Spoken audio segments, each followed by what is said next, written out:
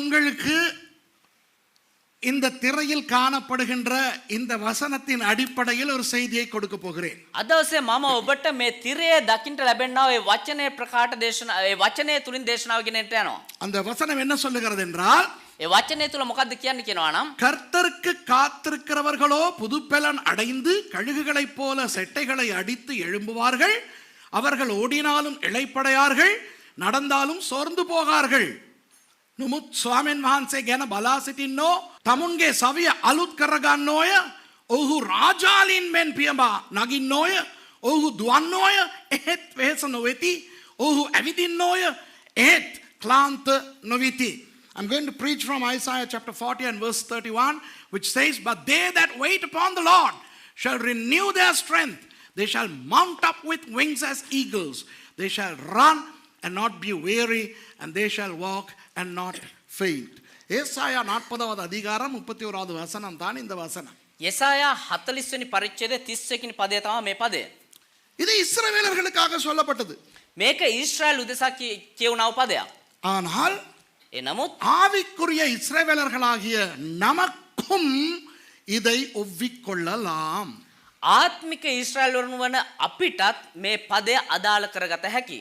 This verse, which contains a great promise, was initially uttered to Israel. But this is one of those verses which can be appropriated by the church, you and I, because we are also spiritual Israel. நாமும் ஆவிக்குரிய இஸ்ரவேலர்களாய் இருக்கிறோம். අපිත් ආත්මික ඊශ්‍රායල් වරු වෙලා ඉන්නවා. ஆகவே நமக்கும் இந்த வசனத்தை நாம் பொருத்திக் கொள்ள முடியும். ඒ නිසා අපිටත් මේ වචනය අදාළ කරගත හැකි. நீங்கள் யாத்ராகமம் 19:4 வாசித்து பார்த்தால், திருப்ப வேண்டாம், ඔබ නික්මයාම 19 වෙනි පරිච්ඡේදයේ 4 වෙනි පදයේ කියවුවා නම්, நான் உங்களுக்கு அதை வாசிக்கிறேன். You can turn. யாத்ராகமம் 19:4 ஆண்டவர் சொல்லுகிறார், நான் எகிப்தியருக்கு செய்ததையும் நான் உங்களை கழுகுகளுடைய செட்டைகளின் மேல் சுமந்து உங்களை என்னண்டையிலே சேர்த்து கொண்டதையும் நீங்கள் கண்டிருக்கிறீர்கள். නික්මයාම 19 වෙනි පරිච්ඡේදයේ 4 වෙනි පදයේ මෙහෙම කියනවා, මා විසින් මිස්රවන්ට කළ දේද නුඹලා රාජාලින්ගේ පියාපත් පිට උසුලා මා වෙතට ගෙනා බවද නුඹලා දුටුවෙහුය. Ye have seen what I did unto the Egyptians, and how I bare you on eagle's wings and brought you unto myself. ஆண்டவர் இந்த இடத்துல அவர்களுக்கு சொல்லுகிறார், දෙවියන් වහන්සේ මේ ස්ථානයේ උන්ට කියනවා, இஸ்ரவேலர்களே, ඊශ්‍රායල් වරුනි, நீங்கள் எகிப்திலே அடிமைகளாய் இருந்தீர்கள். නුඹලා මිසරේ මේ වහල්කමේ හිටියා. உங்களை நான் எப்படி அங்கிருந்து கொண்டு வந்தேன்? ஆண்டவர் சொல்லுகிறார், මම කොහොමද නුඹලාව එහෙ ඉඳලා ගෙනාවේ කියලා දෙවියන් වහන්සේ කියනවා. கழுகுகளின் செட்டையிலே வைத்து கொண்டு வந்ததுக்கு சமானமாய் கொண்டு வந்தேன் என்கிறார். ඒ රාජාලියන්ගේ පියාපත් යට මම උසුලාගෙන ආවා වගේ කියලා කියනවා. ஆண்டவரே தன்னை கழுகுக்கு ஒப்பிடுகிறார். வாவ். දෙවියන් වහන්සේ තමුන්ව එක රාජාලියෙකුට සමාන කරගන්නවා. You know, God says in Exodus 19:4, you were slaves in Egypt. How did I remove you from Egypt? I brought you on the eagles of wings. So God is associating himself with the eagle. Wow. புரியுதா? அதாவது பறவைகளில், ඒ කියන්නේ කුරුල්ලෝ, பக்ஷின் பறவைகளில் 2 பறவைகளுக்கு தேவன் தன்னையே ஒப்பிடுகிறார், தெரியுமா? පක්ෂීන් ಜಾති දෙකකට දෙවියන් වහන්සේ තමුන්ව සමාන කරගන්නවා. பரிசுத்த ஆவியானவர் புறாவுக்கு ஒப்பிடுகிறார். සුද්ධාත්මයන් වහන්සේ පරවියෙකුට සමාන කරගන්නවා. இந்த இடத்துல பிதா தேவன் அவரே நான் கழுகை போல உங்களை சுமந்து வந்தேன் என்று சொல்லுகிறார். මේ ස්ථානයේදී දෙවියන් වහන්සේ නැත්නම් පියාණන් වහන්සේ තමුන්ව රාජාලයකට සමාන කරගන්නවා. The Holy Spirit is sometimes depicted symbolically as a dove. And here in this context, the Father God himself, Elohim Israel, the God of Israel himself, is compared to an eagle. அது மாத்திரமல்ல, ඒ විතරක් නෙවෙයි. வெளிப்படுத்தின விசேஷத்திலே 4வது அதிகாரத்திலே 7வது வசனத்தை பாருங்கள். එලිදරව් පොතේ 4 වෙනි පරිච්ඡේදයේ 7 වෙනි පදේ බලන්න. If you turn with me to Revelation chapter 4 and verse 7, there are 4 beasts, not bad kind of beasts, 4 creatures, not beasts, creatures in heaven. 4 ஜீவன்கள் பரலோகத்தில் இருக்கின்றன. ස්වර්ගයේ මේ ප්‍රාණීන් 4 දෙනෙක් ඉන්නවා. මොකද්ද? ප්‍රාණී. හත. முதலாம் ஜீவன் சிங்கத்துக்கு ஒப்பாகவும், இரண்டாம் ஜீவன் காளைக்கு ஒப்பாகவும், மூன்றாம் ஜீவன் மனுஷ முகம் போன்ற முகம் உள்ளதாகவும், நான்காம் ஜீவன் பறக்கிற கழுகுக்கு ஒப்பாகவும் இருந்தன. එලිදරව් 4 වෙනි පරිච්ඡේදය 7 වෙනි පදය. පළවෙනි සත්වයා සිංහයෙකුට සමානය, දෙවෙනි සත්වයා වස්සෙකුට සමානය. තුන්වෙනි සත්වයාට මිනිසෙකු මෙන් මූණක් තිබුණේය. සතරවෙනි සත්වයා පියාසර කරන රාජලියෙකුට සමානය. And the first beast was like a lion, and the second beast like a calf, and the third beast had a face as a man, and the fourth beast was like a flying eagle. Just because it says beast, don't think it's a negative connotation. No, it's a very positive connotation. This is a symbolic expression of the type of Jesus as in the Gospels. Okay? இந்த இடத்துல இந்த நான்கு ஜீவன்களும் எதை குறிக்கின்றன தெரியுமா? මේ ස්ථානයේ මේ ප්‍රාණීන් හතර දෙනා මොකද්ද මේ පෙන්눔 කරන්න දන්නවද? சுவிசேஷ புத்தகங்களிலே இயேசு. සුභාරංචි පොත් හතරේ යේසුස් වහන්සේව. மத்தேயு சுவிசேஷத்திலே இயேசு ராஜாவா இருக்கிறார். මතේයු පොතේ යේසුස් වහන්සේ රජෙක් ලෙස ඉන්නවා. முதலாவது ஜீவன் சிங்கமா இருக்கிறது. சிங்கம் வந்து காட்டின் ராஜா. ஆமா? පළවෙනි ප්‍රාණියා ඇවිල්ලා සිංහෙක්. இரண்டாவது மாற்கு புத்தகத்திலே இயேசு ஊழியக்காரராய் காட்டப்படுகிறார். දෙවනුවට මාර්ක් පොතේදී යේසුස් වහන්සේව සේවකයෙක් ලෙස පෙන්වනවා. இங்கே இரண்டாவது ஜீவன் காளை. காளை மாடு வந்து ஒரு வேலைக்காரனுக்கு ஊழியக்காரனுக்கு அடையாளம். මෙහි දෙවෙනි ප්‍රාණියා ඇවිල්ලා වස්සා. ඒ කියන්නේ එක සේවකයෙකුට වැඩකාරයෙකුට සමාන කරනවා. லூக்கா சுவிசேஷத்திலே இயேசு மனுஷகுமாரனாக காட்டப்படுகிறார். ලූක් පොතේ යේසුස් වහන්සේ මනුෂ්‍ය කුමාරයා ලෙස දක්වනවා. இங்கே மூன்றாவது ஜீவன் மனுஷ முகம் கொண்ட ஜீவனாய் இருக்கிறது. මෙහි තුන්වෙනි ප්‍රාණියා ඇවිල්ලා මනුෂ්‍ය මූණක් දක්වන සත්වයෙක් ලෙස පෙන්වනවා. யோவான் சுவிசேஷத்திலே යොහාන් පොතේදී இயேசுவானவர் காட்டப்படுவது தேவனாக.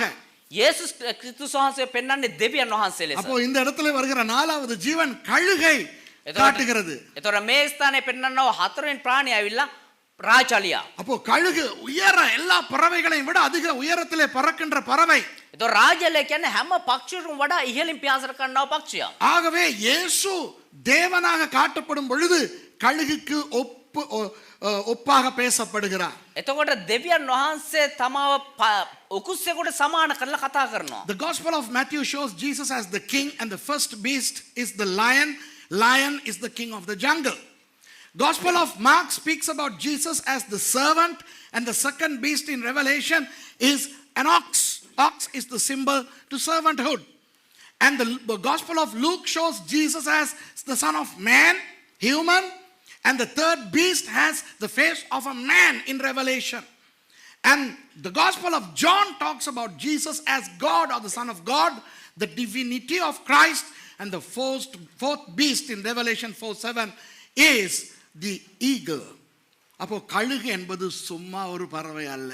ඒතර උකුස්ස රාජාලිය කියන්නේ නිකම්ම නිකන් පක්ෂයක් නෙවෙයි. அது தேவனையே அடையாளப்படுத்தும் ஒரு பறவை. ஆமாவா இல்லையா? ඒක දෙවියන් වහන්සේව සලකුණු කරන්නව එහෙම නැත්නම් නිරූපණය කරන්නව එක සලකුණක්. So an eagle is not just another bird, but it's a bird which has divine symbolism involved. இப்போ இந்த வசனம் என்ன சொல்லுகிறது? දැන් මේ පදේ මොනවද කියන්නේ? இந்த வசனத்தை கொஞ்சம் ஆராய்வோமா? මේ පදේ පොඩ්ඩක් අපි විමසා Shall බලමු. we basically peripherally examine this verse? Okay. கர்த்தருக்கு காத்திருக்கிறவர்களோ புதுப்பெலன் அடைந்து, නමුත් ස්වාමීන් වහන්සේ ගැන බලා සිටින්නෝ තමන්ගේ සවිය අලුත් කරගන්නෝය. but they that wait upon the Lord shall renew their strength. Wonderful. கழுகுகளை போல செட்டைகளை அடித்து எழும்புவார்கள். Wow. ඔව් රාජාලියන් මෙන් පියඹා නගින්නෝය. Okay, they shall mount up with wings as eagles. அதாவது எழும்புவார்கள். ඒ කියන්නේ නැගී සිටිනවා. Mount up. யார் எழும்புவா? කවුද නැගී සිටින්නේ? ஒன்று உட்கார்ந்து இருக்கிறவர்கள், එක්කෝ ඉඳගෙන ඉන්න කට්ටිය, அல்லது படுத்திருக்கிறவர்கள், එහෙම නැත්නම් නිදාගෙන ඉන්න කෙනෙක්, அல்லது விழுந்திருக்கிறவர்கள். එහෙම නැත්නම් වැටලා ඉන්න කෙනෙක්. இது யாரை பற்றி இந்த வசனம் பேசுகிறது? ඒතර කවුරු ගැනද මේ පදය කතා කරන්නේ? சோர்வடைந்திருக்கிறவர்களை பற்றி பேசுகிறது. ක්ලාන්ත වූවන් ගැන කතා කරනවා. Who mount up? People who mount up, who get up, are the people who are either seated down, sleeping, or fallen. சரியா நான் சொல்றது? හරිද කියන්නේ? இந்த வசனம் நின்று கொண்டிருப்பவர்களுக்கு அல்ல, මේ පදය ඇවිල්ලා නැගිටලා ඉන්න කට්ටිය ගැන නෙවෙයි. பறந்து கொண்டிருப்பவர்களுக்கு அல்ல, ඒ වගේම ඉගිලිගෙන ඉන්න කට්ටිය ගැන නෙවෙයි. ஓடிக்கொண்டு இருப்பவர்களுக்கு அல்ல, ඒ වගේම දුවන කට්ටිය ගැන නෙවෙයි. நடந்து கொண்டிருப்பவர்களுக்கு அல்ல. ඇවිදින කට්ටිය ගැන නෙවෙයි. இது யாருக்கு? මේක කාටද? சோர்ந்து போய் කලන්ත වෙලා விழுந்து වැටිලා அல்லது படுத்து එහෙම නැත්තම් නිදාගෙන அல்லது ஷைன்னு உட்கார்ந்துகிட்டு இருக்கிறவங்களுக்கு. එහෙම නැත්තම් ෂපාන් එකේ ඉඳගෙන ඉන්න කට්ටියන්ට. This verse is not for people who are standing, walking, running, flying, active, but to those who are fed up, frustrated, they are either seated, sleeping, or they are fallen. இப்ப விளங்குதா? දැන් තේරෙනවද? மிச்ச பகுதியை வாசிங்க. அவர்கள் ஓடினாலும் இளைப்படையார்கள், நடந்தாலும் சோர்ந்து போகார்கள். ඔහු දුවන්න ඔය ඒත් වෙහෙස නොවෙති. ඔහු ඇවිදින්න ඔය ඒත් ක්ලාන්ත නොවෙති. They shall walk, sorry, they shall run and not be weary, and they shall walk and not faint. இது ஓடுகிற நடக்கிறவர்களை பற்றி பேசவில்லை. මේක දුවන ඇවිදින කට්ටිය ගැන කතා කරනව නෙවෙයි. ஓட முடியாமல், දුවන්න බැරිව, நடக்க முடியாமல், ඇවිද ගන්න බැරිව, ஐயோ ஐயோ ஐயோ கியப்பா අයියோ அழகுதா? This is not for people who are running and walking. This is for people who are struggling to walk, struggling to run. பழங்குதா? ஓட முடியல, நடக்க முடியல, ஐயோ நான் எப்படி எழும்புவேன்? இவர்களுக்கு ஆண்டவர் சொன்ன ஒரு வார்த்தை. ඒ කියන්නේ අයියෝ මට දුවා ගන්න බෑ, අයියோ ඇවිද ගන්න බෑ කියලා එහෙම ඉන්න කට්ටියන්ට දෙවියන් වහන්සේ මේක කියනවා. இது இஸ்ரவேலர்களுக்கு எப்படி பொருந்தும் என்று எனக்கு சொல்லிக் கொடுக்க முடியும் ஆசை, ஆனால் இன்று அதை நான் செய்ய போவது இல்லை. මේක ඊශ්‍රායල් ජනතාවට කොහොමද අදාළ වෙන්නේ, උන්ට කොහොමද මේක බලපාන්නේ කියලා දෙන්න ආසයි, පුළුවන්. හැබැයි අද දවසේ කරන්න බෑ. Now I can and I love to explain this verse as to how this is appropriable to Israel, but it is not within my scope today, so I'm not going to do that. This is for us. இன்றைக்கு இதை நமக்கு நான் பேச போகிறேன். මේක අද දවසේ අපිට කතා කරන්න යනවා මම. இப்போ பிப்ரவரி 2ஆம் தேதி இது. දැන් මේ ඇවිල්ලා පෙබරවාරි 2 වෙනි දවස. මාසේ 2 වෙනිදා. 2019ஆம் ஆண்டு. 2019 3 වෙනිදා. 3 වෙනිදா. 3ஆம் தேதி. எனக்கு எல்லாம் மறந்து பாவி ஆத்ம சர்ற இடம் மாறி போயிருக்கு. சரி, 3ஆம் தேதி. அது 3 වෙනිදා. You know, we are on the 3rd of February 2019. ஒரு மாதத்துக்கு முன்பு, එක මාසයකට කලින්, அதாவது ஜனவரி மாதம் முதல் ஞாயிற்றுக்கிழமை, ඒ කියන්නේ ජනවාරි මාසේ පළවෙනි ඉරුදින எப்படி உடை உடுத்தி கொண்டு வந்தோம், කොහොමද ඇඳුම් ඇඳගෙන ආවේ, எப்படி ஆர்வத்தோடு வந்தோம், කොහොම මේ සූදානමක් ඇතිවද ආවේ. ஜுவலித்த கமிங் ஆவது மகேஷ், ஹரிது எவ்வளவு ஆசையாக டைனிங் ஹாலை நாம் திறந்தோம், කොච්චර ආශාවකින් අර කෑම ශාලාව පිවෘත කරාද, எவ்வளவு பயமாக உட்கார்ந்து ரூல்ஸ் அண்ட் ரெகுலேஷன் வாசித்தோம், කොච්චර බයෙන්ද අර නීති රීති පොත දිගැල්ලා බැලුවේ. இந்த ஒரு மாதத்துக்கு பிறகு இன்று, ඒ මාසයකට පස්සේ අද, அந்த ஒரு மாதத்துக்கு முன்பு இருந்த உத்வேகம் இருக்கிறதா? ඒ මාසයට කලින් තිබුණා ඔය ජීවිතකම තියනවද? அதே ஆர்வத்தோடு நீங்கள் ஆராதனைக்கு வந்தீர்களா? ඒ සූදානම එහෙම නැත්නම් ජීවිතකම ඇතුවම මේ මෙහෙට ආවද? அந்த எழுப்புதல் இருக்கிறதா? ඒ පිබිදීම තියනවද? உண்மையா சொல்லுங்க. ඇත්තටම කියන්න எத்தனை பேர் சொல்லுவீங்க? කී දෙනෙක් කියනවද? இல்ல பாஸ்டர்னு கையை தூக்கி காட்டுங்க. நல்லா தூக்குங்க, நல்லா தூக்கி வச்சுக்கிறங்க. නෑ පාස්ටර් කියලා உண்மையா சொல்றீங்க. தூக்கி வச்சுக்கிறங்க. இதுதான் உண்மை. நானே தூக்கிட்டேனே. අත උස්සලා තියාගන්න. මේක තමයි ඇත්ත. You see, just 1 month ago we had our anniversary here. We opened the new dining room, and boy, the way you all dressed up to come here and the way the service went on, wow, that was jubilant, exuberant. It was so wonderful, right? Where is that enthusiasm now? 1 month down the lane, we are deflated to an extent. ஏன்? இதுதான் மனித இயல்பு அவ்வளவுதான். මේක තමා මනුස්ස ස්වභාවය. இது என்ன பாவமா? මේක පාපයක්ද? இது என்ன அசுத்தமா? මේක අසුද්ධ දෙයක්ද? பிசாசா? යක්ෂයාද? இல்லை. නෑ. மனிதர்கள் என்றால் அவர்களுக்கு சோர்வு வரும். මනුෂ්‍යෝ කියද්දී ඒගොල්ලොන්ට එපා වීම එහෙම නැත්නම් කම්මැලිකම් එනවා. You know, is this because of the devil? Or is this a sin that we are now deflated? No. This is human. This is how people are. அன்பானவர்களே, ප්‍රේමවන්තයිනි, தனிப்பட்ட வாழ்க்கையிலே சோர்வு வரும். අපේ පෞද්ගලික ජීවිතයේ අපිට කලකිරීම එනවා. ஐயோ என்ன என்ன காரணங்களுக்காக சோர்வு வரும் என்று நான் சொன்னால் அதற்கே 2 நாள் ஆகிவிடும். මොන මොන කාරණා උදෙසාද අපි කලකිරීම පාවින් මෙන්න කියලා කිව්වොත් එමේ ඒකටම දවස් දෙකක් යයි. You know, we sometimes are deflated. We become lethargic because of our personal reasons. இப்போ உடம்புல சுகம் இல்லாம போயிருச்சு. දැන් ශරීරයේ සුවය නැතිව ගියා. பொசுக்குன்னு போயிடாது, நீங்களே சொல்லுங்க. එක පාට කාලා වැටලා යන්නේ නැද්ද? இப்போ இன்னைக்கு காலையில நான் போயிட்டு கண்ணாடியில ஷேவ் எடுத்துக்கிட்டு இருந்தேன். දැන් අද උදෑසන දේවදාසයා ගිහලා කන්නඩි ඉස්සරහා මේ රැවුල කපාගෙන හිටියා. பார்த்தா இங்க எல்லாம் வெள்ளை வெள்ளையா முளைக்குது. බලනකොට වෙන්න මෙහෙ ටික ටික සුදු වෙනවා. அத பார்த்தோன்னா ஆவி எழும்புமா? ඒක දැක්ක ගම මේ ආත්මය ප්‍රාණවත් වෙනවා. எலும்புன ஆவியும் படுத்துரும். போச்சுடா நீ இவ்வளவு கிழவனாடா. මේ අර ප්‍රාණවත් තියෙන ආත්මයත් මේ ක්ලාන්ත වෙනවා. අයියෝ මම මෙච්චර වයසට ගියාද කියලා. எனக்காவது பரவாயில்ல. මට නම් කමන්නේ. கல்யாணம் கட்டி புள்ளையும் இருக்கு. බැඳලා මේ විවාහයලා දරුවොත් ඉන්නවා. கல்யாணம் கட்டாத பொண்ணு தேடிக்கிட்டு இருக்கிற சில பேர், நான் இவருன்னு சொல்ல மாட்டேன், அவங்களும் கண்ணாடியை பார்க்கும்போது இதுதான் நிலைமை. බැඳලා නැතුව මේ මනමාලියක් හොයාගෙන ඉන්න පාස්ටර් එක මට නෙමෙයි කියන්නේ. வாගේ වෙන காட்டு. මම වගේ වෙන කාටරි ඔය කියන්නේ. එයාලටත් මෙච්චර තමයි. මූණ බලපුවම හිතෙනවා මේ එපා වෙනවා. எனக்கு இதை பார்க்கும்போது கொஞ்சம் தைரியம் வருது. அப்பா அந்த கொஞ்சம் எழும்புறேன், நான் கழுகு மாதிரி இல்ல, சும்மா ஒரு காக்கா மாதிரி எழும்புறேன் இதை பார்த்தோன்னே. පාස්ටර් මගේ රැවුල දැක්කම පොඩ්ඩක් අර ආත්මේ ප්‍රාණවත් ශරීරය මේ ප්‍රාණවත් වෙනවලු අර මේ රාජාලිය වගේ නෙවෙයි නිකන් කපුටෙක් තරමටත් ප්‍රාණවත් වෙනවලු. You know, when I was shaving this morning, I noticed white gray hair here. So I was like, oh. I mean, you don't get encouraged when you see gray hair on your beard, right? But then when I come here, I see that, you know, it's only not people like me who are married and have kids, but some people who are not even married, who are looking for a bride, also have the same quandary. So I am a little bit encouraged when I see things like this. Not like an eagle, but like a crow. Okay? Amava illiya? சுகம் இல்லாம வரும்போது யோசிங்க பாப்போம். සුවේ නැතුව එහෙම නැත්නම් අසනීපෙලා එද්දි திடீரென்று ஏதாவது ஒரு வியாதி வந்தால் එකපාරටම හිතන්නේ නැති මොකක් හරි ලෙඩක් එනවා. எத்தனை பேருக்கு சீனி வியாதி இருக்குது, டயபெட்டிஸ்? கையை தூக்கி காட்டுங்க. කී දෙනෙකුට දියවැඩියාව තියෙනවද? முத டயபெட்டிஸ் இருக்குதுன்னு டாக்டர் சொன்ன நாள் ஞாபகம் இருக்கா?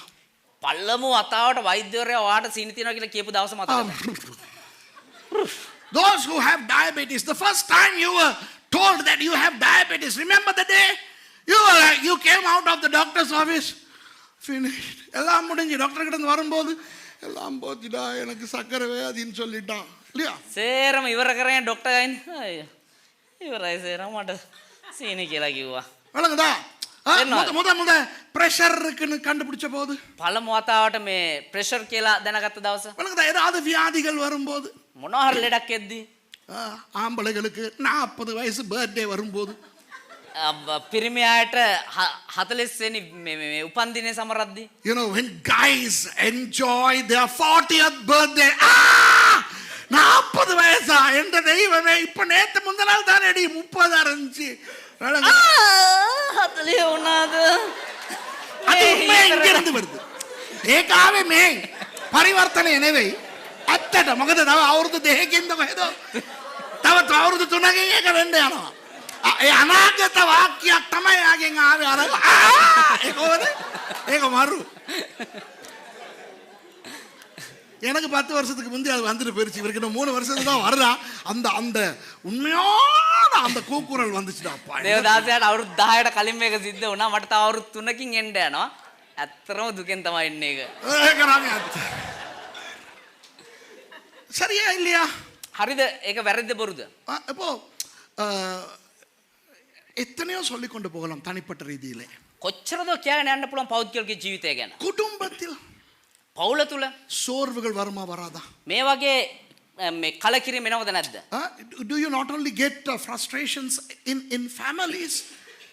புருஷன் சில நேரம் கூத்தாடும் போது, සමහර වෙලාවට පිරිමියා පිස්සු නටද්දි, இல்லைன்னா பொண்டாட்டி வாய் அடிக்கும் போது, එහෙම නැත්නම් බිරිඳ කට ගහද්දි, புள்ள ஒழுங்கா படிக்காத போது, එහෙම නැත්නම් දරුවා හරියට ඉගෙන ගන්න නැති වෙනකොට, புள்ள விளையாட்டு தப்பு எல்லாம் பண்ணும்போது, එහෙම නැත්නම් දරුවා සෙල්ලම් දාලා ඔය වැරදි කරද්දි, வீட்டு வாடகை கட்டும் போது, ගෙදර කුලිය ගෙවද්දි, லைட் பில் தண்ணி பில் பார்க்கும்போது, ඒ වතුර බිල් ලයිට් බිල බලද්දි, லீசிங் கடிதம் வரும்போது, අර ලීසින් ලියුම එද්දි, சோர்வு வருதா வருது இல்லையா? එතකොට කලකිරීම එනවද නැද්ද? You know, when you have to pay the house rent, when you have to pay the water and electricity bills, and when you have to meet, when you want to run errands and stuff like that, and when people in the family go berserk, I mean, you get disheartened, discouraged, down, right? அப்புறம் ஊழியக்காரர்களுக்கு ஊழியத்துல சோர்வு வராதா? ඒ වගේම සේවකීන්ට සේවය තුල මේ එපා වීම එන්නද කලකිරීම? எத்தனையோ காரணங்களுக்காக ஊழியக்காரர்களுக்கு எவ்வளவு சொல்லிக் கொடுத்தாலும் சில விசுவாசிகள் விஷ ஊசிகளாவே இருக்கும் தெரியுமா? කොච්චරදෝ කියලා දුන්නා සමහර ඇදලිවන්තයෝ ඇද වෙච්ච හිල් වෙච්ච කට්ටිය වගේ ඉද්දි එපා වෙනවා. You know, sometimes, you know, this happens in the ministry also. We become so downhearted in ministry when people don't listen, when believers don't listen and change, when things don't happen the way we want.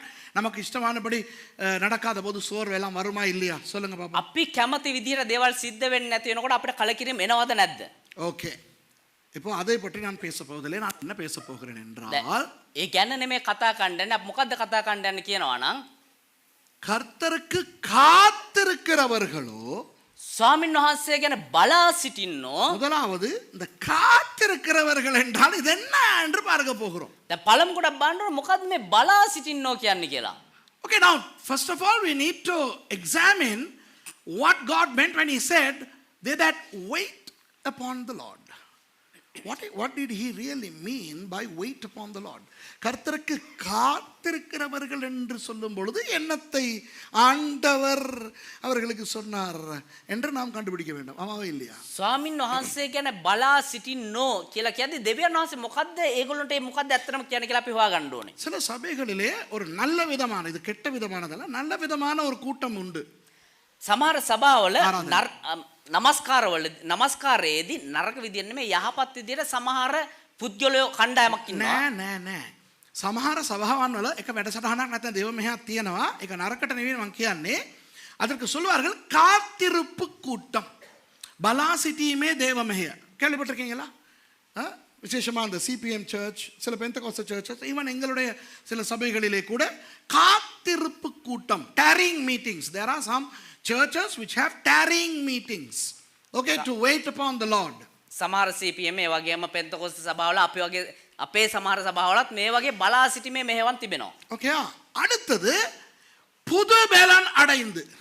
ඊළඟට තමයි තමුන්ගේ සවිය අලුත් කරගන්න ඕය. The second thing is renew their strength.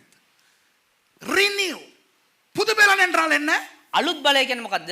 අලුත් සවිය කියන්නේ சும்மா பலன் அடைந்து என்று இல்லை. பாத்தீங்களா?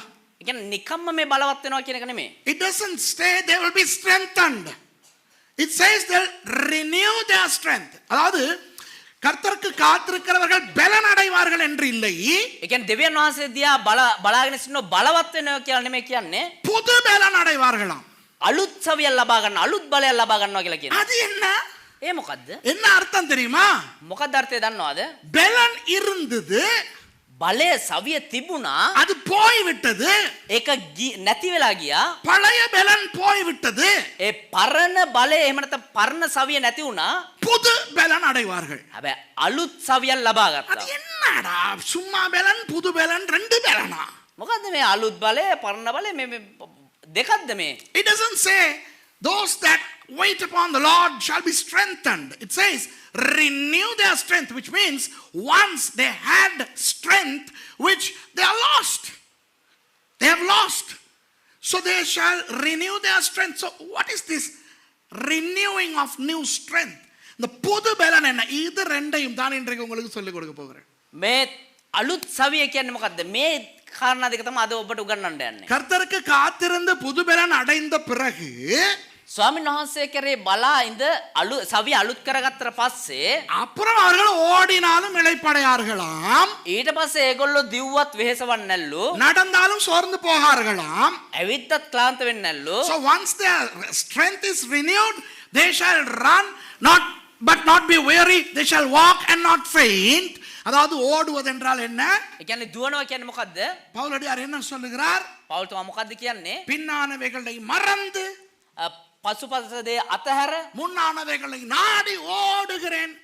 ඉදිරිය දෙස බලා අපි දුවමු කියලා. கிறிஸ்தவ ஓட்டம், කිතුණු දිවීම, ஊழிய ஓட்டம். සේවයේ දිවීම. அப்ப ஓடுவார்களாம், இளைப்படைய மாட்டார்களாம். ඒ කියන්නේ දිව්වත් ඒගොල්ලෝ ක්ලාන්ත වෙන්නේ ஆனா නැහැ. இப்போ ஓடினாலும் இளைப்பு வருகிறதா இல்லையா? හැබැයි දැන් දිව්වනම් වෙහෙස වෙනවද නැද්ද? அப்ப என்ன அர்த்தம்? එහෙනම් තේරුම මොකද්ද? இப்போ இருக்கிற பலன் புது பலன் அல்ல. දැන් තියෙනව බලය අලුත් සවියක් නෙවේ. So when we run, what is the meaning of run? Paul says, I have put away the things of the past and I pursue then towards the end. I run looking at the new. So when we run, we are not going to be weary. But now when we run, we are weary. Why? The strength we have is not the new strength. உங்களுக்கு ஆசையா ඔබට ආසද புது பலன் அடைய? අලුත් සවියක් ලබා ගන්න? எத்தனை பேருக்கு ஆசை? කී දෙනෙකුට ආසද? ஓடினாலும் இளைப்படையாம இருக்கிறதுக்கா? அதுதான் இன்றைக்கு பிரசங்கம். ஓகேயா? දිව්වත් වෙහෙස නොවී ඉන්න. ඒක තමයි අධදේශනාව. Okay, if you want that renewed strength, listen to this message. This is all about that. இன்றைக்கு நீங்கள் பார்த்தீர்களா? ஆராதிக்க நமஸ்கரிக்க முதலே பிரசங்கம் வந்து விட்டது. අද ඔබ බැලුවද නමස්කාරය ලබන්න කලින්ම දේශනාවට පැමිණියා. ஏன்? ඇයි?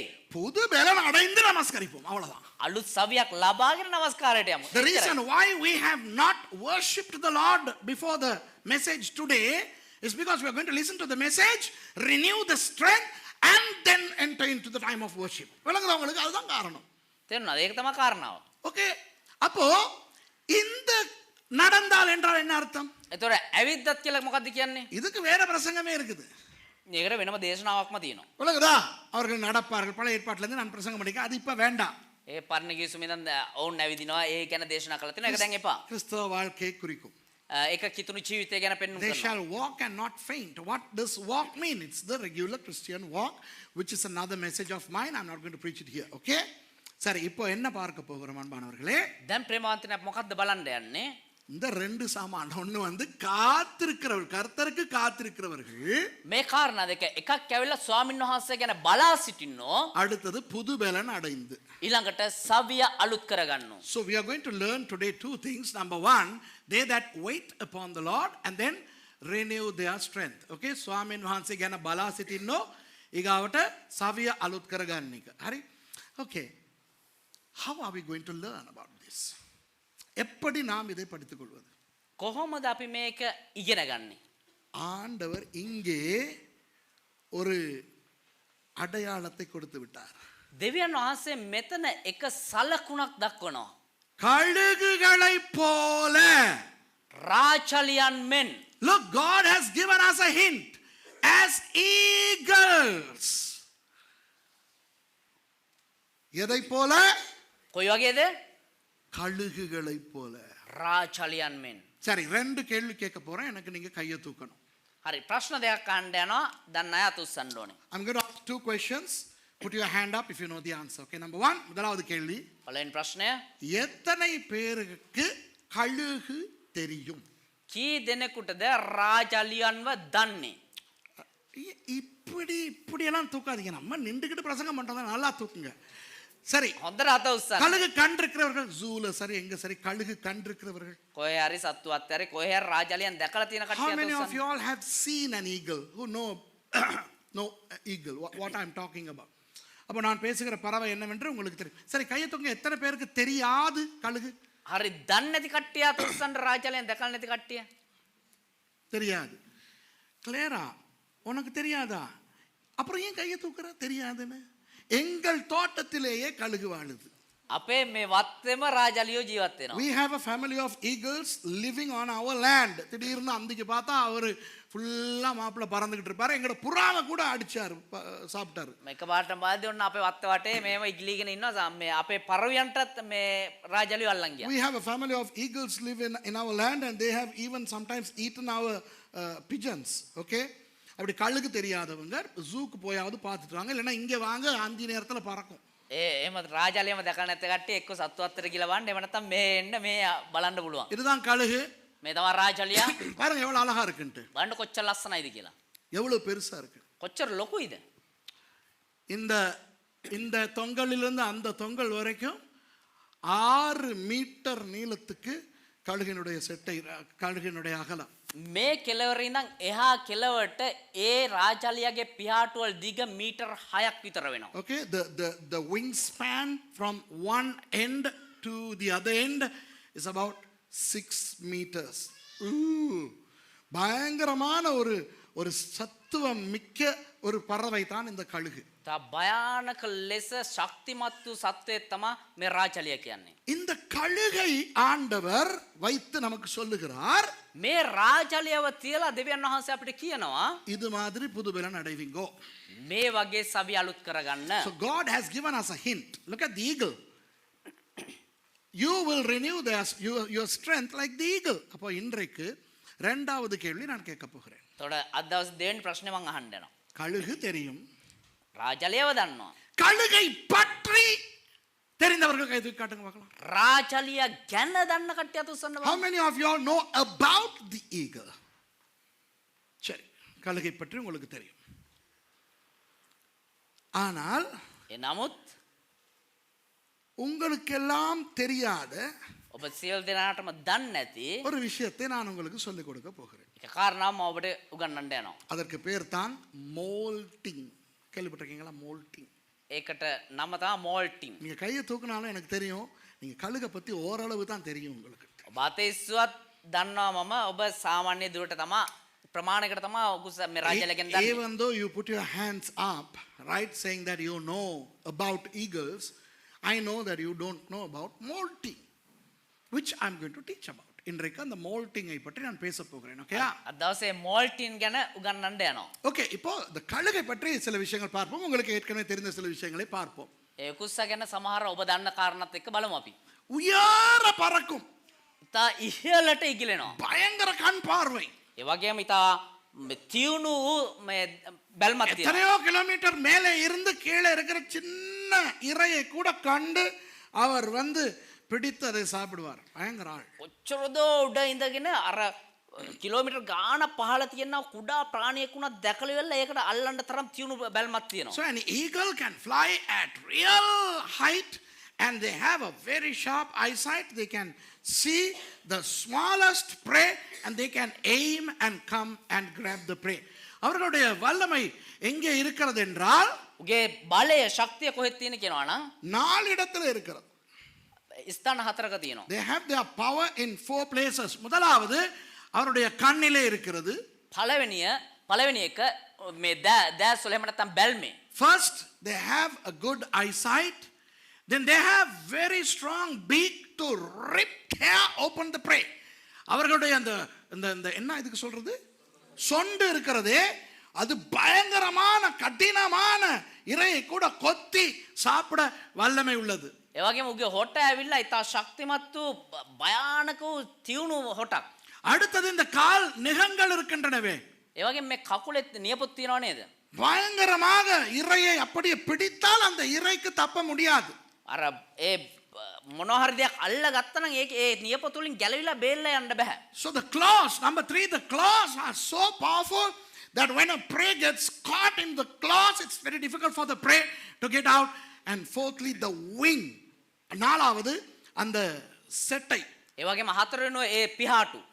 அந்த செட்டையை அவர் வீத்து அப்படி பறக்கும் போது ඒ පිහාටු මෙහෙම වීදලා ඉගිලෙද්දී அவர் மேலே போவதற்கு மட்டும்தான் அடிச்சு எழும்புவார். අර උඩට යන්න විතරයි මෙහෙම ගහලා මේ නැගිටින්නේ. அதற்கு பிறகு அப்படியே பேலன்ஸ் பண்ணிக்கொண்டே திரிவார். இப்படியே திரிவார். ඊට පස්සේ එහෙම්මම ඌ බැලන්ස් කරගෙන එහෙම නැත්නම් සමබර කරගෙන එහෙම්මම ඉන්නවා මෙහෙම. They need to flap their wings only when they mount up, but then once they are high up, they soar without flapping their wings. Okay, அவர் அப்படியே கீழே வந்து அவரை விட பெரிய இரையை கவிக்கொண்டாலும் ඌ එහෙම්මම පහළට ඇවිල්ලා උට වඩා විශාල වූ සතෙක් අල්ලගත්තත් அந்த சிறகை அவர் அடிக்கும் பொழுது இவ்வளவு பெரிய சாமானையும் தூக்கி கொண்டு அவர் மலை உச்சிக்கு போக அவருக்கு அந்த அந்த செட்டைக்கு வல்லமை இருக்கிறது. ඌගේ පිහාටු දෙක මෙහෙම ගහද්දි මෙච්චර විශාල වූ බරක් වුණත් උස්සගෙන ඉහළට යන්න තරම් ඌගේ පිහාටු ඉතා ශක්තිමත්. Once they catch huge prey like a caiman, they can still carry the wings can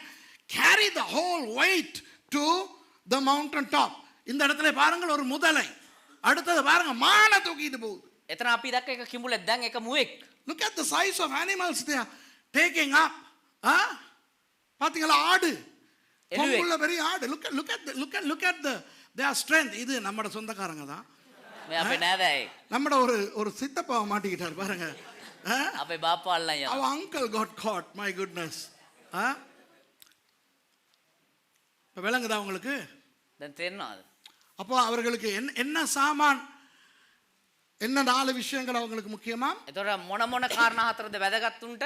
கண், දැස්, சொண்டு, හොට, நகம், නියපොතු, செட்டை.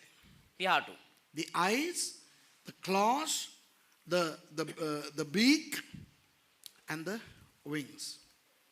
ஒரு கழுகு එක රාජාලියෙක් கிட்டத்தட்ட 70 வருடங்கள் வாழுமாம். සාමාන්‍ය වශයෙන් අවුරුදු 40ක් විතර ජීවත් 70ක් විතර ජීවත් වෙනවා.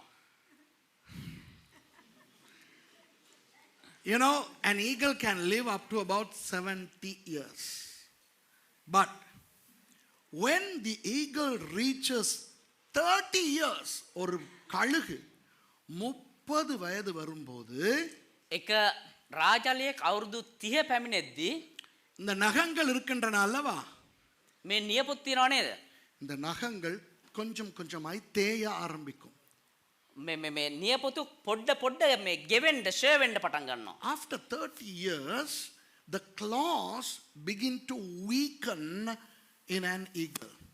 30க்கும் 40க்கும் வயதுக்கு இடையில் අවුරුදු 30ත් 40ත් මැද කාලය තුල கொஞ்சம் கொஞ்சமாக இந்த கழுகினுடைய இந்த நகங்கள் பலவீனம் அடைந்து கூர்மையை இழந்து போகும்.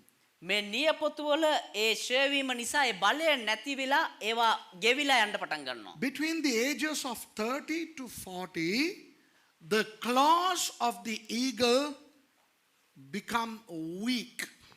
Okay, and they sort of lose their strength little by little. 40 வயதான பிறகு අවුරුදු 40 වුණාට පස්සේ அவருக்கு அந்த இரையை கவி பிடிக்க முடியாது. தூக்கி கொண்டு போக முடியாது, விழுந்துரும். அந்த எதையாவது பிடிச்சு தூக்குனா அது விழுந்துரும். උට මොකක් හරි මේම අල්ලලා උස්සගෙන යන්න බෑ, ඒක එහෙම වැටෙනවා. So after about 40 years, the eagle cannot clamp its claw onto something to carry the weight because it's no longer sharp, so the thing will fall off. அது மாத்திரமல்ல, ඒ විතරක් නෙවෙයි, இந்த சொண்டு இருக்கிறது, சொண்டு මේ හොට තියෙනවනේ. பாருங்கள் எவ்வளவு கூர்மையாய் இருக்கிறது, எவ்வளவு வல்லமையாய் இருக்கிறது என்று. බාන්න කොච්චර ශක්තිමත්ව ඒ වගේම මේ තියුණුව තියනවාද කියලා. Look at the beak, how strong it is. 40 வயதாகும், 30 வயதிலேயே தொடங்கிரும். 40 வயதாகும் பொழுது அது தேய்ந்து போய் அந்த கொத்தினாலும் பலன் இருக்காது, தோண்டி கொண்டு போக முடியாது. අවුරුදු 30න් පටන් ගෙන අවුරුදු 40න් පස්සේ අවුරුදු 40 වෙද්දි ඒ හොටෙන් ගිහලා මොනවට හරි කෙටුවත් කිසි ශක්තියක් නැහැ කොටා ගන්න. After about 30 years this starts to go weary, and by about 40 years the eagle no longer can use its beak the way it used to use. வலங்கடா உங்களுக்கு තේරෙනවද ඔබට?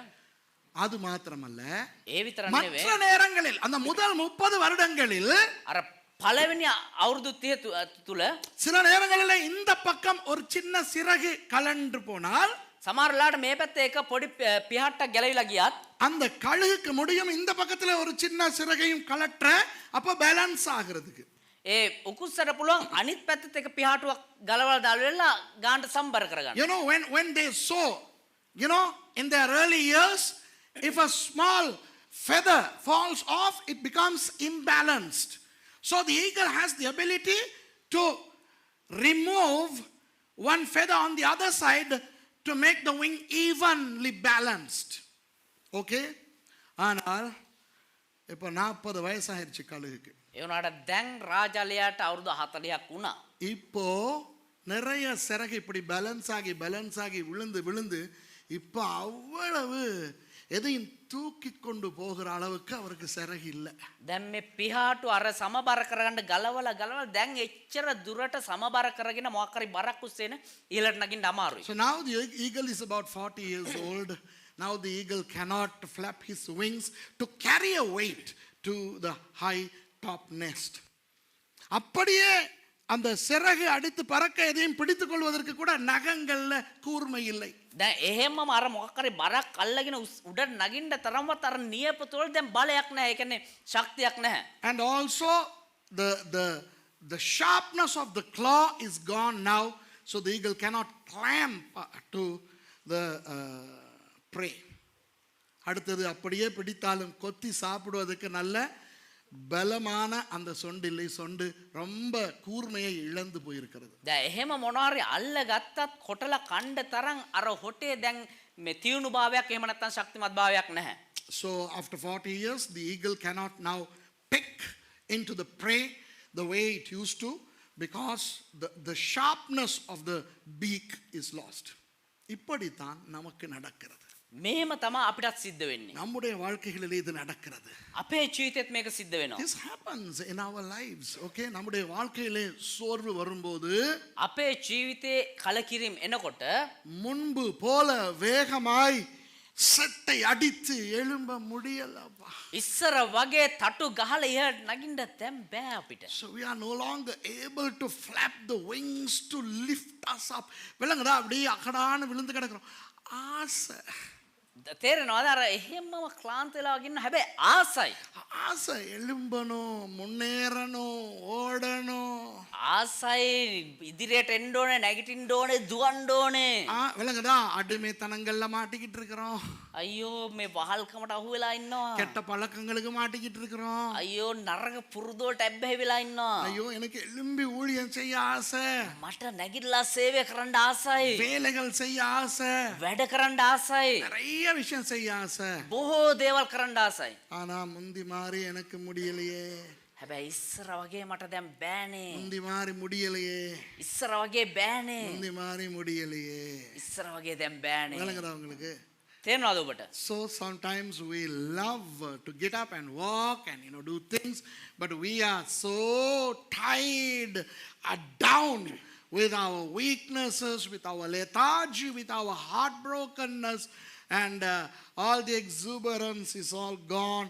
We want to get up like before, but we can't. எத்தனை பேர் இந்த உணர்வில் இருக்கிறீங்க? உங்கள் தனிப்பட்ட வாழ்க்கையிலையோ, உங்கள் குடும்ப வாழ்க்கையிலையோ, பொருளாதார வாழ்க்கையிலையோ, ஊழிய வாழ்க்கை எப்படியாவது இந்த மாதிரி இருக்கிறவங்க கை தூக்கி காட்டுங்க பார்க்கலாம். ඔබේ පෞල් ජීවිතය හරි, ඔබේ පෞද්ගලික ජීවිතය හරි, ඔබේ ආර්ථිකය තුල හරි මොනම හෝ ආකාරයකින් මේ වගේ හැඟීමක කී දෙනෙක් ඉන්නවද කියලා අතුස්සන්න බලන්න. இப்படி தான் நாங்கள் ஜனவரி முதலுக்கு வந்தது. මෙහෙම තමයි අපි ජනවාරි 1 වෙනිදා ආවේ. அன்னைக்கு ட்ரை பண்ணி செட்டை அடிச்சு கொஞ்சம் எழும்பணும். කොහොමද එදා පොඩ්ඩක් තටු ගහලා පොඩ්ඩක් නැගිට්ටා. வாக்கு தத்தம் வேற கிடைச்சிச்சு. ඒ වගේම අපිට පොරොන්දු පද හම්බුණා. அதெல்லாம் பார்த்தோன்னா சரி. ඒ සියලු බලම இப்ப දැන් அதே மாதிரி தான் இருக்கிறோம். ඒ වගේම තමයි ඉන්නේ. ஏன் தெரியுமா? ඇයි දන්නවද? You know why we tried to renew our strength last January, but it sort of it appeared to have renewed, but then it's no longer there. இப்ப நீங்க எப்படி இருக்கீங்கன்னு சொல்லவா நிறைய பேர். මෙහෙම බොහෝ දෙනා සිදුවෙන්න හේතුව මොකක්ද කියලා කියන්නද? නෑ දැන් ඔයගොල්ලෝ කොහමද ඉන්නේ කියලා කියන්නද? டிசம்பர் இருந்த மாதிரி இருக்கீங்க நிறைய பேர். දෙසැම්බර් වල හිටියා වගේ ඉන්නේ බොහෝ දෙනෙක්. ஜனவரியில இருந்த மாதிரி இல்ல. ජනවාරි වල හිටියා වගේ නැහැ. டிசம்பர்ல என்ன நினைச்சிட்டு இருந்தோம் தெரியுமா? දෙසැම්බර් වල මොනවද හිතාගෙන හිටියේ දන්නවද? சரி நான் முதலாம் தேதியோட புது தீர்மானம் எடுக்கிறேன். හරි මම පළවෙනිදත් එක්ක අලුත් තීරණයක් ගන්න. எல்லாம் மாற போகுது. හැමදේම මාරු වෙන්න යනවා. அதுக்கு பிறகு என்னைய பாருன்னு நீங்க உங்களுக்கே சொல்லி இருப்பீங்க. ඊට පස්සේ මන් දිහා බලන්න ආලම කියයි. ஆனா இப்ப හැබැයි දැන් டிசம்பர் மாதிரியே ஆயிட்டீங்க. ஆமா இல்லையா? ආපෝ දෙසැම්බර් මාසෙ වගේම වුණා. எத்தனை பேர் சொல்லுங்க உண்மை? ඊදෙනෙක් කියනවා ඇත්ත කියලා. See, you know, in December, you look forward to January to take new decisions, to, you know, rise up, all that. But then now, just 1 month on, we are back like we are in December. Right? Same old problem, same old lethargy. அதே சோம்பேறித்தனம் திரும்ப வந்துருச்சு. ඒ කම්මැලිකම ආපහු ආවා. அதே சொறித்தனம் எல்லாம் திரும்ப வந்துருச்சு. ඒ හොරි ගතිය ආපහු ආවා. விளங்குதா? அப்போ இப்போ ஆண்டவர் என்ன சொல்லுகிறார்? දෙවියන් වහන්සේ දැන් මොනවද කියන්නේ? நீ படித்துக்கொள். ඔබ ඉගෙන ගන්න இந்த கழுகுக்கு ஒரு விஷயம் நடக்கும். මේ රාජලයට යම් සිද්ධියක් සිද්ධ වෙනවා. அதை நீ படிக்க போகிறாய். ඒක ඔබ ඉගෙන ගන්න යනවා. இந்த கழுகு பாருங்க. මේ කුස බලන්න. රාජලයව බලන්න. இவருக்கு வயது 40. මුට අවුරුදු 40යි. Now look at this eagle. This guy is now 40 years old. என்ன செய்வார் தெரியுமா? මොනවද කන්න දන්නවද? கடைசியா ஒரு தடவை අවසාන වශයෙන් එක වතාවක් அடிச்சு அடிச்சு அடிச்சு செட்டு அடிச்சு ஒரு மாதிரி மேலே போய் தண்ட கூட்டில் செட்டில் ஆயிட்டார். අත්තටු ගහලා ගහලා ගහලා ගහලා කොහොම හරි අමාරුවෙන් ඉහළට ගිහිල්ලා තමුන්ගේ කූඩුවේ දැන් ඉඳගෙන ඉන්නවා. அன்பானவர்களே, ප්‍රේමවන්තයනි, இந்த கழுகை பற்றி இதற்குத்தான் மோல்டிங் என்று விலங்கியல் நிபுணர்கள் பெயர் வைத்திருக்கிறார்கள். මේ කුස්සා ගැන මෝල්ටින් කියලා moulding MOLTING moulding moulding நெவை mould මෝල්ටින් moulding நெவை moulding. Okay, මෝල්ටින් now this guy, what he first does is rises up, flaps his wing as hard as he can to go to his nest. தன்னுடைய கூட்டுக்கு போகிறார். තමුන්ගේ කූඩුවට යනවා. முதலாவது පළමු වතාවට கிறிஸ்தவர்கள் என்ன செய்ய வேண்டும் தெரியுமா? කීතුරුවන් මොනවද දන්නවද කරන්න ඕනේ? இந்த சோர்வு வாழ்க்கை உங்களை கொல்ல முன்பதாக ඔබේ මේ කම්මැලි ජීවිතය මරලා දාන්න කලින් நீங்கள் உங்களுக்கு இருக்கிற பலனை பயன்படுத்தி ඔබට ඔබේ තියෙන ඔය ශක්තිය ප්‍රයෝජනට අරගෙන உங்களுடைய ஆவிக்குரிய கூட்டுக்கு வந்து விட வேண்டும். ඔබේ ආත්මික ස්ථානයට කූඩුවට එන්න ඕනේ. So with the strength you have now, look, you are dilapidated. Look at this eagle now. இப்போ இந்த கழுக பாருங்க எவ்வளவு அவருக்கு பலனே இல்ல, செத்து போகக்கூடிய நிலைமையில இருக்குது. Okay, දැන් බලන්න මේ කුස්සා ඔය කිසිම බලයක් නැතර මැරෙන්න තත්ත්වයට පත් වෙලා ඉන්නේ. look at this fellow now. He is ready to die. He is almost dead. செத்து போன மாதிரி ஆயிட்டாரு. දැන් මරණාසන්න තත්ත්වයට පත් වෙලා. வேற எங்க இருந்தாலும் செத்து போயிரும். දැන් වෙන කොහේ හිටියත් මැරලා යනවා. தன்னுடைய கூட்டுக்கு வர வேண்டும். තමුන්ගේ කූඩුවට එන්න ඕනේ. First the eagle has to come back to his nest or else he'll die. அந்த கூட்டை பற்றி சொல்லுகிறேன். ඒ කූඩුව ගැන කියන්න. கழுகின் கூடு ஆக உயரமான இடத்தில் தான் இருக்கும். ஒரு கல் மலையிலோ அல்லது ஒரு மரத்துல இருக்காது. எங்கட தோட்டத்தில் மரத்துல இருக்கு. ஏன்னா மரம் மலைக்கு மேல இருக்கிறனால மலை உச்சியில தான் இருக்கும். ඒ කියන්නේ මේ උකුස්සගේ කූඩුව ඇවිල්ලා කඳු මුදුන් වල තමයි තියෙන්නේ. ගස් වල සමහර ලාට තියෙනවා. දැන් අපේ වත්තේ ගස් වල තියෙනවා. මොකද කඳු මුදුනක තමයි අපේ ගස් තියෙන්නේ. ඒ නිසා ඒ උඩ තියෙනවා. එහෙම නැත්නම් ඉතා ඉහළ කඳු මුදුනේ තමයි මේ කූඩුව හදන්නේ. So the eagle's nest is in the highest summit of a hill, a mountain. Sometimes on a tree top, not a regular tree, but a tree on the hill, like like on our land. Okay? ஆவிக்குரிய ரீதியில் இது எதை குறிக்கும் தெரியுமா? ආත්මික පැත්තෙන් මේක මොකද්ද පෙන්වන්න දන්නවද? உங்களுடைய சபையை குறிக்கும். ඔබේ සභාව නියෝජනය කරනවා. கழுகின் கூடு உங்களுடைய சபை. මේ රාජාලයේ කූඩුව ඔබේ සභාව පෙන්වුම් කරනවා. முதலாவது மவுண்ட் கார்மெல் விசுவாசிகள் தங்களுடைய பலனை அடைவதற்கு செத்து போகாமல் இருப்பதற்கு என்ன செய்ய வேண்டும்?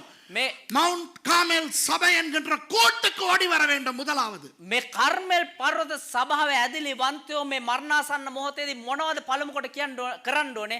තමුන්ගේ කර්මෙල් පර්වත සභාව නැමැති කූඩුවට පැමිණෙන්න ඕනේ තමුන්ගේ බලය ප්‍රයෝජනට ගෙන. if your church is Mount Carmel Church, that's the spiritual nest to which you need to come for the process of molting. பிசாசுக்கு இது தெரியும். යක්ෂයාට මේක දන්නවා. அதனால என்ன தெரியுமா செய்வான்? ඒ නිසා මොනවද දන්නවද කරන්නේ? ரெண்டு காரியம் செய்வான். කාරණා දෙකක් කරනවා. ஒன்னு சர்ச்சுக்கே போகாம உங்களை பண்ணுவான். පළවෙනි කාරණාව සභාවටම නොයන්න ඔබට වැඩ කරනවා. அல்லது එහෙම නැතිනම් அந்த கூடு தவிர வேற ஏதாவது ஒரு கூட்டுல போயிட்டு உட்கார வச்சிருவான். ඒ කූඩුව නැතුව වෙන මොකක් හරි කූඩුවකට ගිහලා ඔබ ඉඳගෙන ඉන්න அந்த සලසනවා. முட்டாள் கழுகு நினைக்கும் ඒ මෝඩ කුස්සා හිතනවා நான் ஒரு கூட்டுக்கு வந்துட்டேன்டா சாமின்னு. මම මොකක් හරි කූඩුවකට ආවනේ කියලා. தன்னுடைய கூடு அல்லாத வேறு கூட்டுக்கு கழுகு போனால் அந்த மோல்டிங் நடக்காது. තමුන්ගේ කූඩුවට නැතුව වෙන කූඩුවකට මේ රාජලය ගියා නම් ඒ මෝල්ටින් සිදු වෙන්නේ නැහැ. You know, when the eagle, if somebody wants to kill the eagle, you have to do two things at this point. Number one, keep the eagle from going to his own nest. Or number two, take him to another nest. The foolish eagle will think, at last I am in a nest. A nest, indefinite article. No, molting happens only in the nest, not a nest, the specific nest. எந்த கூட்டுக்கு போனாலும் அந்த moulding நடக்காது. මොන කූඩුවකට හරි ගියා නම් අර මෝල්ටින් සිදු වෙන්නේ නැහැ. தன்னுடைய கூட்டுக்கு போக வேண்டும். තමුන්ගේ කූඩුවට පැමිණෙන්න ஒரு ඕනේ. கழுகு உங்களுக்கு பார்க்கும்போது இது எப்படி தெரியுது இந்த கூடு? නිකන් ඔබ බලද්දි මේ කූඩුව කොයි වගේද ඔබට පේන්නේ? சும்மா ஒரு குருவி கூடு மாதிரி இருக்கு இல்லையா? නිකන් එක කුරුළු කූඩුවක් වගේ පේන්නේ. உங்களுக்கு தெரியுமா இந்த கூட்டினுடைய பாரம் எவ்வளவு என்று? ඔබ දන්නවද මේ කූඩුවේ බර කොච්චරද කියලා? 3000 கிலோ. கிலோ துண்டாக். Do you know the weight of an eagle's nest? 3 tons. Yeah. என்னமோ கழுக பத்தி தெரியும்னு கையை தூக்குனீங்களே, எத்தனை பேருக்கு இது தெரிஞ்சிருந்துச்சு? දැන් පුස්සෝ ගැන රාජාලියෝ ගැන දන්නවා කියලා අද ඉස්සවන්නේ කී දෙනෙක් මේක දැනන් හිටියද? Many of you said you know about eagles. How many of you knew that the nest alone is 3000 kilos? அதாவது ඒ කියන්නේ சாதாரண வேன் இருக்கு இல்லையா, 1000 வேன், அப்படி 3 வேனுடைய பாரம். ඒ කියන්නේ ওই සාමාන්‍ය වෑන් එකක් තියෙන කිලෝ 1000 විතර ඒ වගේ වෑන් 3ක බර. என்ன அர்த்தம்? මොකද්ද තේරුම? அதுதான் அவருடைய உறுதியான அஸ்திபாரம். ඒක තමයි ඔහුගේ ශක්තිමත් වූ අස්තිවාරම. You know, the foundation, the nest is on a firm foundation. Nobody can shake the eagle away from his nest. யாருக்கு முடியாது அந்த கழுகை அவரை அங்கிருந்து வெளியேற்ற. කාටවත් බෑ ඒ රාජාලයව එතන ඉඳලා එළියට දාන්න. இப்ப சொல்றேன் உங்களுக்கு. දැන් කියන්න එකද? பிசாசு உங்களுக்கு என்ன சொல்லி கொடுப்பான் தெரியுமா? යක්ෂයා අපිට මොනවද කියන්නේ දන්නවද? மவுண்ட் கார்மெல் சர்ச் மட்டும் தான் சர்ச்சா? මවුන්ට් කාමල් චර්ච් එක විතර චර්ච් එකට තියෙන්නේ. ஏன் வேற சர்ச் இல்லையோ? ඇයි වෙන චර්ච් නැද්ද? அதை விட நல்ல சர்ச் இல்லையோ? ඊට වඩා හොඳ චර්ච් තියෙනවනේ. பாஸ்டர் சுரேஷை விட நல்ல பாஸ்டர் இல்லையோ? සුරේෂ්ට වඩා හොඳ පාස්ටර්ස්ලා නැද්ද? ஏன் இந்த சர்ச்சில் மட்டும்தான் ஆராதனை நல்லமோ? ඇයි මේ සභාව විතරද නමස්කාරය அந்த හොඳ? சபையில ஆராதனை நல்லம் இல்லையோ? ඇයි අර සභාවේ නමස්කාරය හොඳ නැද්ද? நான் சொல்லுகிறேன், මම කියන්නම් இந்த கண்டியிலே, මේ මහනුවර இந்த இலங்கையிலே, මේ ශ්‍රී இந்த ලංකාවේ உலகத்திலே මේ ලෝකේ மவுண்ட் கார்மெலை விட சிறந்த சபைகள் ஆயிரக்கணக்கில் உண்டு. කර්මෙල් පර්වත සභාවට වඩා හොඳ සභා දහස් ගණනක් තියෙනවා. சுரேஷை விட தங்கமான பாஸ்டர்மார் ஆயிரக்கணக்கில் உண்டு. සුරේෂ්ට වඩා රත්තරන් පාස්ටර්ස්ලා දහස් ගණනක් ඉන්නවා. எங்கள் ஆராதனையை விட சிறந்த சூப்பர் ஆராதனை நடத்துகின்ற சபைகள் உண்டு. අපේ නමස්කාරයට වඩා නියම ලස්සන හොඳ නමස්කාරයෙන් සිදුවෙන සභා ඕන තරම් තියෙනවා. ஆனால் இந்த மவுண்ட் கார்மெல் கூட்டை விட்டு வெளியேறிய கழுகு வேறு எந்த கூட்டுக்கு போனாலும் மோல்டிங் நடக்காது. හැබැයි මේ කර්මෙල් පර්වත සභාව කියන කූඩුව අතහැරලා එළියට ගියපු ඒ කිසිම කෙනෙකුට මේ සභාවට නම් නැවත වර මෝල්ටින් සිදු වෙන්නේ නැහැ. விளங்குதா? තේරෙනවද? There are churches that are better than Mount Carmel Church. There are wonderful great men of God 1,000,000,000 times better than Suresh. And some of the worships in some other churches are super better than our worship. But the eagles that belonged to this nest will never be molted in another nest. அது விளங்குதா உங்களுக்கு? ඒක තේරෙනවද ඔබට? இந்த கழுகு எந்த கூட்டுக்கும் போலாண்டாப்பா. මේ රාජාලයට ඕන කූඩුවකට යන්න පුළුවන්. விளங்குதா? තේරෙනවද? காக்கா கூட்டுக்கு போகலாம். කාක්කගේ කූඩුවට යන්න පුළුවන්. காக்கா கூட்டுக்கு இந்த கழுகு போச்சுன்னா, කාක්කගේ කූඩුවට මේ රාජාලය ගියා නම් ஓ நீ வந்து 40 வயசு, எங்க ஐடென்டிட்டி கார்டை காட்டு, பட் ஐடென்டி கார்டை காட்டு. காக்கா கேக்குது. ඔබ අවුරුදු 40 මේ මෙතෙන් ආවද අපෙන්න පං ඩෙන්ටි කාඩ් එක. முந்தியா இருந்தா நாங்க உனக்கு பயப்படுவோமே. ඉස්සර තමයි මං උඹට බය වුනේ. இப்ப நாங்க பயப்பட மாட்டோம்னு காக்கா சொல்லுமா? දැන් මං බය වෙන්නේ නැහැ. කාකා කියයිද? கழுகு நொண்டி நொண்டி வந்தாலும் காக்கா கழுக பார்த்தா ஒரேறான். ඒ උකුස්සා නොණ්ඩික ගාවත් කාකා උකුස්සව දැක්කනම් ඔරේරන්. You know, other birds that are afraid to an eagle will be afraid to this eagle also. They're not going to be afraid only when an eagle is majestic. When they know it's an eagle. இப்ப நம்ம இருக்கிறோமே. අපි ඉන්නවනේ. சீர பாம்ப பார்த்தா மாத்திரம் பயமா? නන්ද ඒ නෑ හිතර කවනම් බයද? சில நேரம் ரப்பர் பாம்ப போட்டாலே එහෙම නැත්නම් අර රබර් නේද කියලා කෑ ගන්නවා. ரப்பர்னு தெரிஞ்ச பிறகு ஐயோ எடுத்துட்டு போயிருது கொண்டு போ. இல்ல ரப்பர் ஆனாலும் வேணாம். ஆமாவா இல்லையா? අර රබර් නේද අයියා ඒක අරයන්න මට බය මට. මේ රබරේ නෑ කවන්න අරයන්න. ரப்பரா இருந்தாலும் பாம்பு மாதிரி ரப்பருக்கு பயம். ஆமாவா இல்லையா? රබර් වෙලා හිටියත් නයානම් නයාට බයයි තමයි රබර් උනත්. செத்த பாம்பு கிட்ட கூட போ. ஐயோ அது செத்துருச்சு அடிச்சு கொன்னாச்சு. ஐயோ இருந்தாலும் வேணாம். அப்ப ஒரு வீரர் வருவாரு. අර මැරිච්ච සර්පෙ දෙක අයියෝ මට අපිනේ මේ මැරිච්ච ඒ උඩට මම බයයි. அந்த வீரன் என்ன செய்வாரு? இந்த செத்த பாம்பை ஒரு குச்சியில் எடுத்து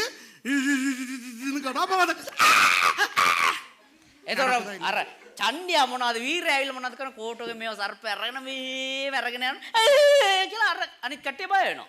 செத்து இருந்தாலும் பாம்புக்கு பயம்.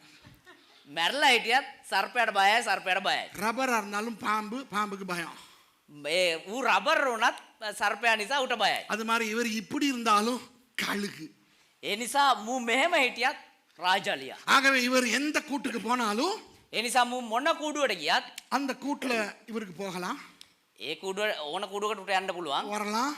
එන්නත් පුළුවන්. No problem. කිසි ප්‍රශ්නයක් නැහැ. ஆனா நோ மோல்டிங். හැබැයි මෝල්ටිං වෙන්නේ නැහැ. மால்டிங் නෙවෙයි බං மோல்டிங். මෝල්ටිං. விளங்குதா? මෝල්ටි. மோல்டிங் நடக்காவிட்டால் இந்த கழுகுக்கு என்ன நடக்கும்? ඒ මෝල්ටි සිද්ධ වුනේ නැත්තම් මේ මොනවද සිද්ධ වෙන්නේ මේ රාජලියට? செத்து போகும். මරණයටපත් වෙනවා. You know, I was just explaining how people are scared even to dead snakes, even to robber snakes. It doesn't matter whether the creature is dead or it's a robber. As long as it looks like a snake, people are afraid. On the same token, if this eagle goes to another bird's nest, the other birds are scared of the eagle. Even if they are dilapidated in their appearance because they are an eagle. So you can go bird shopping, nest shopping. Okay? But the eagle will never go through the process of molting as long as he is not in his nest. நல்லா கேட்டுக்கறங்க brothers sisters நல்லா கேட்டுக்கறங்க. හොඳට අහගන්න සහෝදරයනි. Mount Carmel சபை கிதான் பேசுறேன். மத்தவங்க நீங்க live நீங்க உங்க சர்ச்சை நினைச்சுக்கிறீங்க நான் சொல்லும்போது. මේ සජීව බලන කට්ටිය ඔබේ සභාව හිතා ගන්න මේ කතා කරද්දී. உங்கள் சபைதான் ඔබේ සභාව තමා நீங்கள் மோல்டிங் ஆகிற அந்த சபை. ඔබ මෝල්ටින් කරන ඒ සභාව. வேறு எந்த சபையில போய் நீங்க உட்கார்ந்தாலும் වෙන කොයි සභාවක කියලා ඔබ ඉඳගත්තා. அங்க இயேசு இருக்கிறார். එහෙ යේසුස් ඉන්නවා. அங்க ஆராதனை இருக்கு. එහෙ නමස්කාරය තියෙනවා. அங்கேயும் பைபிள் தான். එහෙත් බයිබලය තමයි. அங்கேயும் ஊழியம் செய்யலாம். එහෙත් සේවය කරන්න පුළුවන්. பாஸ்டர் மகேஷ் நீங்க இங்க தான் ஊழியம் செய்யணும்னு இல்ல. මම මෙහෙ තමා සේවය කරන්න ඕනේ කියලා නැහැ. இங்க இவருக்கு மொழிபெயர்ப்பு மட்டும்தான். මෙහෙ මට මේ පරිවර්තනය විතරක් තමා. ஆனா வேற சில சர்ச்சஸ்க்கு போனா හැබැයි වෙන සභාවකට ගියා නම් இதே நேரம் இவர் ப்ரீச் பண்ணலாம். මේ වෙලාවේ මම දේශනා කරන් ඉදී. இந்த பாருங்க இந்த இருக்காரு துஷார் அந்த இருக்காரு முனசிங் அந்த இருக்காரு ராஜா அந்த இருக்காரு டேனி. අර පාස්ටර් තුෂාර ඉන්නවා, පාස්ටර් මුනසිං ඉන්නවා, පාස්ටර් රාජා, පාස්ටර් ඩැනි ඉන්නවා. இங்க என்ன செய்றாங்க? මේ මොනවද කරන්නේ? சும்மா நின்னுகிட்டு இருக்காங்க. නිකන් හිටගෙන ඉන්නවා. அதான் ஒருத்தர் உட்கார்ந்து இருக்கிறாரு. අර එක්කෙනෙක් ඉඳගෙන ඉන්නවා. அங்க ஒருத்தர் உட்கார்ந்து இருக்கிறாரு. අතන තව එක්කෙනෙක් ඉඳගෙන ඉන්නවා. இது நீங்க வேற ஒரு சர்ச்சுக்கு போய் මේක ඔබ මේකම වෙන සභාවකට ගියා නම් பிரசங்கமே பண்ணலாம். දේශනාම කරන්න පුළුවන්. விளங்குதா உங்களுக்கு? තේරෙනවද ඔබට? ஆனால் හැබැයි இந்த நிலைமைக்கு வந்த கிறிஸ்தவர்களோ ஊழியக்காரர்களோ මේ தത്വයට ආවා වූ කිතුණුවන් හෝ සේවකයෝ மோல்டிங் நடைபெறுகிற இடம் உங்களுடைய இந்த கூடு. මෝල්ටින් සිදුවන්නා වූ ඒ ස්ථානය ඔබේ කූඩුව සභාව. So, look at our pastors. They're not doing anything. This guy is just interpreting. But if they are in other churches, they could be preaching now. Okay? So you can go to other churches. There is Jesus there. There is the Bible there. There is worship. You will go to heaven. நீங்க பரலோகத்துக்கு போவீங்க. ஒண்ணும் பிரச்சனை இல்லை. பரலோகம் போவீங்க. ඔබ ස්වර්ගයට යනවා කිසි ප්‍රශ්නයක් නැහැ. ஆனால் மோல்டிங் நடைபெறுவதற்கு நீங்கள் உங்கள் கூட்டுக்கு வந்தாக வேண்டும். හැබැයි මෝල්ටින් සිද්ධ වෙන්න නම් ඔබ ඔබේ කූඩුවට පැමිණිය යුතුයි. முதலாவது என்ன? පළමුවට මොකද්ද? உங்கள் கூட்டுக்கு நீங்கள் வர வேண்டும். ඔබේ කූඩුවට ඔබ පැමිණිය යුතුයි. அந்த கழுகு இந்த கூட்டில் எவ்வளவு நாள் நிற்கும் தெரியுமா? ඒ රාජලියත් දවස් කීයක් කොච්චර කාලයක් මේ කූඩුවේ ඉන්නවද දන්නවද? 30 நாள் நிற்கும். දවස් 30ක්. அவருடைய வாழ்க்கையில 30 நாள் நிற்பாரு. උගේ அதுக்கு பிறகு ජීවිතේ அதுல கூடுதான். උගේ ජීවිතේ දවස් 30ක් ඉන්නවා. ඊට පස්සෙත් ඒ කූඩුවම තමයි. இவ்வளவு காலம் இந்த கூடு தான் அதுல கூடு. මෙච්චර කාලයක් හිටියෙත් ඌ ඒ කූඩුවේම තමයි. ஆனா ஒரு நாளும் போய் போய் வருவார் தானே. හැබැයි හැමදාම ගිහිල්ලා යනවා එනවනේ. ஆனால் இவர் இங்கே 30 நாட்கள் வெளியே எங்கேயும் போக மாட்டார். හැබැයි දවස් 30ක් මූ වෙන කොහෙවත් එළියට යන්නේ නැහැ. Okay, this eagle, this is his nest right along. He'll go and come. But during the process of molting, he'll never leave the nest because he can't. I'll explain. He will have to stay there for 30 days. 30 நாட்கள் அங்கனே இருக்கணும். අවුරු දවස් 30ක් එහෙම්මම ඉන්න ඕනේ. என்ன செய்யும் தெரியுமா? මොනවද කන්න දන්නවද? அது கல்லு கொண்டாந்து வச்சிருக்கும். ඒකේ ගලක් ගෙනල්ලා තියාගෙන ඉන්නවා. அந்த கல்லுக்கு அந்த சொண்டால அடி அடி அடி அடின்னு அடிக்கும். ඒ ගල් වලට අර හොටෙන් ගහන යනවා. He'll have already stones, big stones. You know, an eagle is a huge creature, so big stones in that nest. பெரிய கல் இருக்கும், பெரிய பறவை தானே, பெரிய கல் இருக்கும். ලොකු කුරුල්ල නිසා ලොකු ගල් තමයි අරන් ගිහලා තියන් ඉන්නේ. அந்த கழுகு அந்த கல்லுக்கு அடி அடி அடின்னு தண்ட சொண்ட அடிச்சு ඒ එහෙම්මම අර ගල් වලට ඌ හොටෙන් කොටායන ගිහිල්ලා இந்த இருக்குது. நல்லா பாருங்க இந்த படத்தை. බලන්න මේ රූපය දිහා. இதோட இந்த மேல் சொண்டும் கீழ் சொண்டும் ஒட்டஞ்சி விழும். අර ලකුණක් තියෙන තැනින් ඒ උඩ කැලලයි නහයට පහලින් මේ. Can you see this bit below the nose?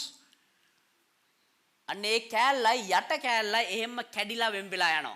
மற்ற நேரங்களில் அந்த கழுகு அப்படி கொத்தினால் சொண்டு உடையாது.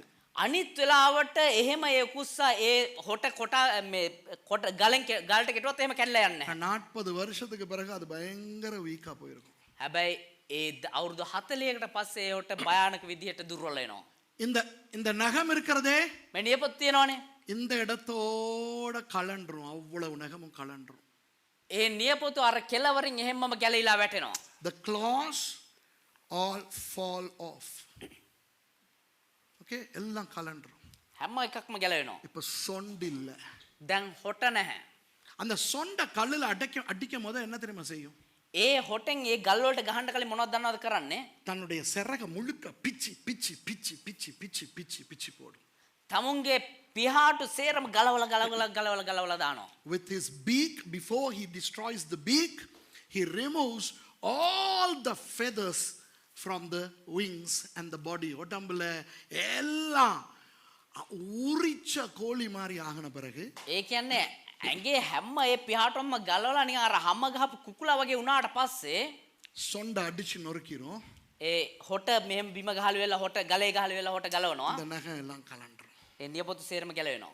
Okay, so the eagle removes all the feathers from his entire body, and then he'll dash to that rock and destroy the beak, and then the claws fall off, and it will be just like a defeathered chicken. The சில ஹோட்டல்கள் அப்படியே அம்மனமா தொங்கும் கோழி தெரியும். අර සමහර hotel වල මෙහෙම අර එල්ලිලා ඉන්නේ සමහර කුකුලෝ ඇඳුම් නැතුව ඉන්නවා වගේ නිර්වස්ත්‍ර. ஹெலிகாப்டர் இன்னே குக்குளு தான் ඒ වගේ ஆமாம் இன்னே. இல்ல உண்மை. அன்பானவர்களே, ඒ වගේ තමයි මුන් ඉන්නේ. ஆண்டவர் என்ன தெரியுமா நம்மிடத்தில் எதிர்பார்க்கிறார்? ප්‍රේමන්තිනි දෙවියන් වහන්සේ මොනවද දන්නවද අපෙන් බලාපොරොත්තු වෙන්නේ? நம்முடைய வாழ்க்கைகளில் சோர்வு வரும் போதெல்லாம் අපේ ජීවිතයේ මේ වගේ කලකිරීමෙද්දී நீங்கள் சபைக்கு ஓடி வர வேண்டும். ඔබ සභාවට දුවලා එන්න ඕනේ. Every time you are disheartened, dilapidated in your lives, you have to come running to the church. Not in your homes. உங்க வீட்ல இது நடக்காது. ඔබේ நீங்க නිවසේ வர ඔබේ නිවසේ මේක සිද්ධ වෙන්නේ නැහැ. சபைக்கு ஓடி வரணும். ඔබ සභාවට දුවලෙන්න ඕනේ. இங்க வந்து මෙහෙට ඇවිල්ලා மோல்டிங்காக உட்கார்ந்து இருக்கணும். මෝල්ටින් කාග ඉඳගෙන ඉන්න ඕනේ. மோல்டிங் வெனுவேங்க காக கேன்னு தேமலைங்க. விளங்குதா? இந்த மோல்டிங்க தமிழ்ல சொல்லவா? மோல்டிங் மோல்டிங் மோல்டிங்னு சொன்னேனே, இதை தமிழ்ல சொல்லவா? මේ මෝල්ටින් කියලා කිව්වනේ ඒක සිංහලෙන් කියන්නද? Now the molting is the zoological term for what transpires in the ego. Do you want it in our regular term, regular English? பேச்சு தமிழ்ல வேணுமா என்னன்னு? நமக்கு தெரிஞ்ச தமிழ்ல வேணுமா? අපිට දන්න කතා කරන භාෂාවෙන් ඕනේද ඒක? காத்திருத்தல், බලා සිටීම. waiting. இப்ப விளங்குதா? දැන් තේරෙනවද? கர்த்தருக்கு දෙවියන් வசனத்தை சொல்லுங்க. கர்த்தருக்கு වචන කියවන්න දෙවියන් වහන්සේ காத்திருப்பவர்கள் புது பலன் அடைவார்கள். நம்ம காத்திருக்கிறதுனா நமக்கு என்ன தெரியுமா நினைச்சுக்கிட்டு இருக்கிறோம் இவ்வளவு காலம்? දෙවියන් වහන්සේ කරේ බලා සිටින්නෝ නව බලයක් ලබන අපි මෙච්චර කාලයක් බලා ඉන්නවා කියපුවා මොකක් කියලා හිතන් හිටියේ? பஸ் ஸ்டாண்ட்ல பஸ் வர்றதுக்காக காத்துக்கிட்டு இருப்போமே. අර බස් ස්ටෑන්ඩ් එකේ බස් එකක් යනකම් බලන් ඉන්නවනේ. 9 மணி ஆகுது, இந்த நேரம் வரணுமே ஒரு பஸ், காத்திருக்கிறோம். 9ක් තුනා දැන් බස් එකක් එන්න ඕනේ නේ බලන් ඉන්නවා. You know what we think as waiting is waiting at the bus station for the bus. விளங்குதா? இந்த இவர் பொண்ணு வரும்னு காத்திருக்கிறாரே. දැන් මම ඔය මනමාලයක් එනකම් බලාගෙන ඉන්නේ. காத்திருக்கிறார். he is waiting for a bride. விளங்குதா? බලන් ඉන්නවා. இந்த இவனுங்க எல்லாம் லீவ் வரும்னு காத்திருக்கிறானுங்களே. දැන් මේගොල්ලෝ නිවාඩු වෙනකම් බලන් ඉන්නවනේ. they are waiting for a holiday. And some of the Hiru, Sandeepa, Mano, they are waiting to get graduated and get off. இந்த மூணு தடியங்களும் பைபிள் ஸ்கூல் முடிச்சு கிராஜுவேட் ஆகிற வரைக்கும் காத்திருக்கிறானுங்களே. අර හිරු සන්දීප මනෝයම මේ අවුරුදු 4 ඉවර කළා උපාධිය ලැබලා යන්න බලාගෙන ඉන්නවනේ. இப்ப சில பேர் காத்திருக்கிறீங்களே, எப்படா இந்த சர்வீஸ் முடியும்? දැන් සමහරු බලන් ඉන්නවනේ කීරද මේ සර්විස් එක ඉවර වෙන්නේ කියලා. So some of you are waiting till the service is over. இப்படி கர்த்தருக்கு காத்திருக்கிறாங்களா? මෙහෙම දෙවියන් වහන්සේ දිහා බලන් ඉන්නවද? அப்ப கர்த்தர் எங்கேயோ டூர் போயிட்டாரு. එතකොට ඇයි එහෙනම් දෙවියන් වහන්සේ කොහේ හරි මේ ට්‍රිප් එකක් ගිහිල්ලාද? இருந்தாரு. හිටියා. நேத்து கூட நான் ஜெபிக்கும் போது நல்ல பிரசண்டா இருந்துச்சு. ඊයේත් මම යාඥා කරේ හොඳ අභිමුඛයක් මට දැනුණා. இப்ப எங்கேயோ போயிட்டாரு, அமெரிக்கா பக்கம் போயிட்டாரோ? දැන් කොහෙද ගිහිල්ලා වගේ ඇමරිකාව පැත්තට ගියත් දන්නේ. கர்த்தருக்கு காத்திருப்போம். காத்திரு எங்க நாதா வருகிறீரா? දෙවියන් වහන්සේ දිහා බලන් ඉන්න කොහෙද ස්වාමිනේ ඔබ ඉන්නේ? பாட்டு பாடியாவது கூப்பிடுவோம். வாரும் தூய ஓவியே ஒன்றிரா இல்லையா? ගීතියක්වත් කියලා කතා කරන වරින්න සුදු ආත්මේ. Okay, we'll welcome him. He's not around. We are waiting for him. He was here last Sunday. I'm sure he was here last Sunday. Wait a minute. Welcome Holy Spirit. ஆமா இல்லையா? ඇත්තද බොරුද? காத்திருக்கிறதுனா இதுன்னு நினைச்சுக்கிட்டு இருக்கிறாங்க. බලා සිටිනවා කියන්නේ මේක කියලා හිතාගෙන ඉන්නවා. People wrongly think that waiting for the Lord is waiting. No, it's molting. It's this. காத்திருப்பது என்பது இது. බලා සිටීම කියන්නේ මේක. ஓடி வந்து விடுங்கள் உங்கள் கூட்டுக்கு. දුවගෙන එන්න ඔබේ කූඩුවට. சிறகு எது? මේ செட்டை என்றால் என்ன? පියාට කියන්නේ මොකද්ද? අත්තටු කියන්නේ. என்னை தூக்கி சுமக்கிற என்னுடைய சக்தி. මාව ඉහළට ඔසවා තබන්නව මගේ බලය මගේ ශක්තිය. What are the wings? My ability to do things. என்னுடைய படிப்பு. මගේ අධ්‍යාපනය. என்னுடைய அனுபவம். මගේ අත්දැකීම්. என்னுடைய அறிவு. මගේ ප්‍රඥාව. என்னுடைய அபிஷேகம். මගේ ආලේපය. எல்லாத்தையும் கலட்டி போடு. ඒ සියල්ල ගලවලා දාන්න. My education, my experience, my anointing, my knowledge. அலங்கதா? තේරෙනවද? ஏன் எனக்கும் முடியும் தானே? ඇයි මටත් පුළුවන්නේ? எனக்கும் முடியும் தானே? මටත් පුළුවන්නේ. எனக்கு 4 பணம் சம்பாதிக்கிறதுக்கு எனக்கு என்ன தெரியாதா என்ன? ඇයි මට මේ මුදල් හම්බ කරන්න මම දන්නේ නැතුවද? Don't I know how to make some money? Don't I know how to minister? எனக்கு ஊழியம் செய்ய தெரியாதா? ඇයි මට සේවය කරන්න දන්නේ නැද්ද? எனக்கு சுவிசேஷம் அறிவிக்க தெரியாதா? මට සුභාරංචි කියන්න දන්නේ නැද්ද? எனக்கு பைபிளை வாசிச்சு எனக்கே புரிஞ்சுக்கொள்ள தெரியாதா? මට බයිබලයේ කියලා එක තේරුම් ගන්න දන්නේ නැද්ද? Can't I read the Bible and try to understand? Can't I Go to Google and get my explanation. எனக்கு கூகுளுக்கு போய் ஆராய்ச்சி பண்ண முடியாதா? අය Google එකට ගිහලා මට ඒක හොයලා බලන්න විමසා බලන්න දන්නේ නැද්ද? கழுகு என்ன செய்து தெரியுமா? හැබැයි ඒ රාජාලිය මොනවද කන්නේ දන්නවද? தானே தன்னுடைய எல்லா சிறகுகளையும் கலட்டி போடுகிறது. තමන් විසින්ම තමුන්ගේ තිබෙන ඔය හැම පියාටුවක්ම ගලවලා දානවා. கர்த்தருடைய கூட்டுக்கு வந்து දෙවියන් වහන්සේගේ කූඩුවට ඇවිල්ලා உங்களுடைய அறிவு, அனுபவம், ஞானம், திறமை, தாளந்து, இயல்பு எல்லாவற்றையும் கொட்டி ඔබේ හැකියාවන් තලෙන්ත දීමනාව ප්‍රඥාව දැනීම ඒ සොයාගෙන සියල්ලම ගලවලා දාලා என்னால் இனி ஒன்றும் முடியாத ஆண்டவரே என்ற நிலைக்கு வர வேண்டும். ආය මට කිසිම දෙයක් බෑ මගේ ස්වාමිනී කියන තත්ත්වෙට එන්න ඕන. Come to the nest and you tell, I am removing all my education, knowledge, wisdom, experience and everything and I am becoming nothing. அடுத்தது ஆண்டவரே, ඊළඟට ස්වාමිනී சாப்பாடு தேடுகின்ற என்னுடைய சொண்டை நான் உடைத்து அழிக்கிறேன். කෑම හොයලා ගන්න මගේ මේ හොට මම ගලවලා විසි කරලා දානවා. I am destroying my beak which has fed me for 40 years. 40 வருஷம் இதுதான் எனக்கு சாப்பாடு கொடுத்துச்சு. ஆமாவா இல்ல? අවුරුදු 40ක් මේක තමයි මට කෑම සපයා දුන්නේ. බොරුද නැද්ද? உங்ககிட்ட வந்துட்டேன் ஆண்டவரே. உங்ககிட்ட வந்துட்டேன் ஆண்டவரே. ඔබ ගාවට ආව ස්වාමිනී. எனக்கு நான் என்னுடைய சொண்டை நானே உடைச்சு போடுறேன். මේ මගේ හොට මම්ම කඩලා දානවා I'm ස්වාමිනී. destroying my beak, my ability to eat. ஆண்டவரே, ස්වාමිනී நான் இதை வைத்துத்தான் மரங்களில் கொப்புகளில் நின்றேன். මම මේක පාවිච්චි කරලා තමයි ගස් උඩ එහෙම මේ සිටියේ. ஆனால் இதெல்லாம் செய்தேன். ஆனால் எல்லாத்தையும் நான் போட்டு விட்டு මේ සේරම කරා ස්වාමිනී. හැබැයි මම මේ සේරම දැන් ගලවලා දාලා. ஒன்றுமில்லாத கழுகை போல ஆகிறேன் ஆண்டவரே.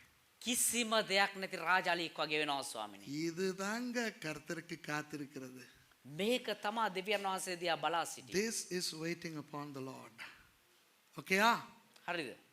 உபவாசம்னு கேள்விப்பட்டிருக்கீங்க இல்லையா? නිරාහාරව සිටීම අහලා තියෙනවද? இதுதான் உபவாசம். මේක තමයි නිරාහාරය. ஆண்டவரே, நான் உமது சபைக்கு வந்து ස්වාමිනී මම ඔබේ සභාවට ඇවිල්ලා சாப்பிடாமல் இருப்பேன். කන්න නැතුව මම ඉන්නවා. வாரத்துக்கு ஒரு நாள் සතියට එක දවසක් நான் சாப்பிடாமல் இருப்பேன். මම කන්න නැතුව ඉන්නවා. நான் அதனால தான் உங்களுக்கு எல்லாம் சொன்னேன், பாஸ்டர் மனசிங்கைக்கு பேர் கொடுங்கன்ட்டு. ஏன்னா ஜோக்குக்கு சொன்னேன், நான் உங்க நன்மைக்கு சொன்னேன். ඒ නිසා තමයි පාස්ටර් මුණසිංහන් නම් දෙන්න කිව්වේ නිරාහාරව ඉන්නවා කියලා. ඒක විහිළුවට නෙමෙයි ඔබේ යහපත උදෙසා. எத்தனை பேர் பாஸ்டர் மனசிங்கைக்கு பேர் கொடுத்துட்டீங்க? கையை தூக்கி காட்டுங்க. කී දෙනෙක් පාස්ටර් මුණසිංහට නම් දුන්නද? ரைட், கீழே போடுங்க. எத்தனை பேர் இன்னும் கொடுக்கல? කී දෙනෙක් තාම දුන්නේ නැද්ද? இன்னைக்கு கொடுக்குறீங்க. අද දෙන්න ඕනේ. கிழமைக்கு ஒரு நாள் සතියට එක දවසක් உபவாசம் இருங்க. නිරාහාරව ඉන්න. மோல்டிங் මාල්ටින් விளங்குதா உங்களுக்கு? சரியா? உபவாச ஜெபம் என்பது அதுதான்.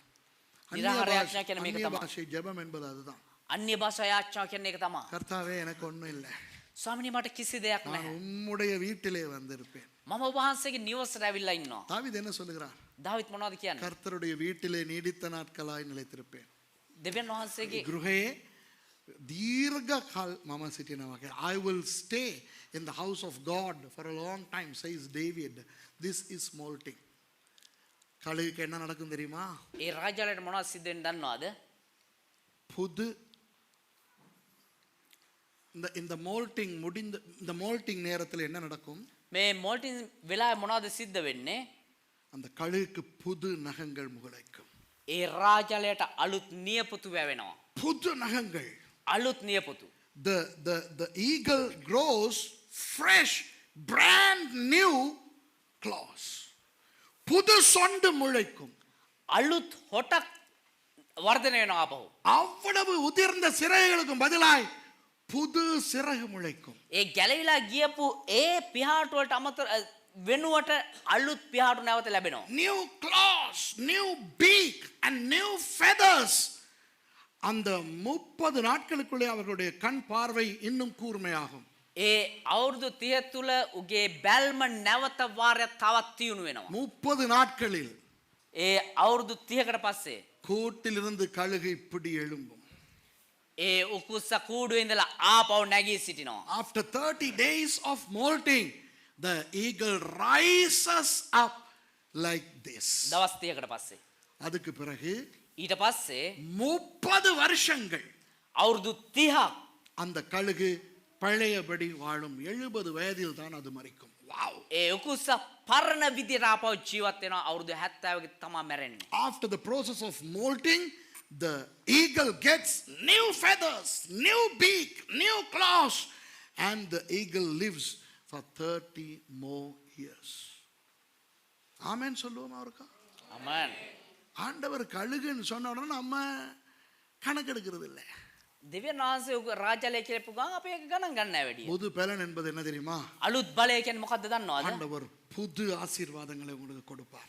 දෙවියන් වහන්සේ අලුත් ආශිර්වාද ඔබට ලබා දෙනවා. இந்த கழுகினுடைய படத்திலே இந்த இடத்திலே මේ උකුස්සගේ මේ රූපේ මේ යට කොටසේ පියාටු වල ஒரு புதிய ஒரு ஹார்மோன் சுரக்க ஆரம்பிக்கும்.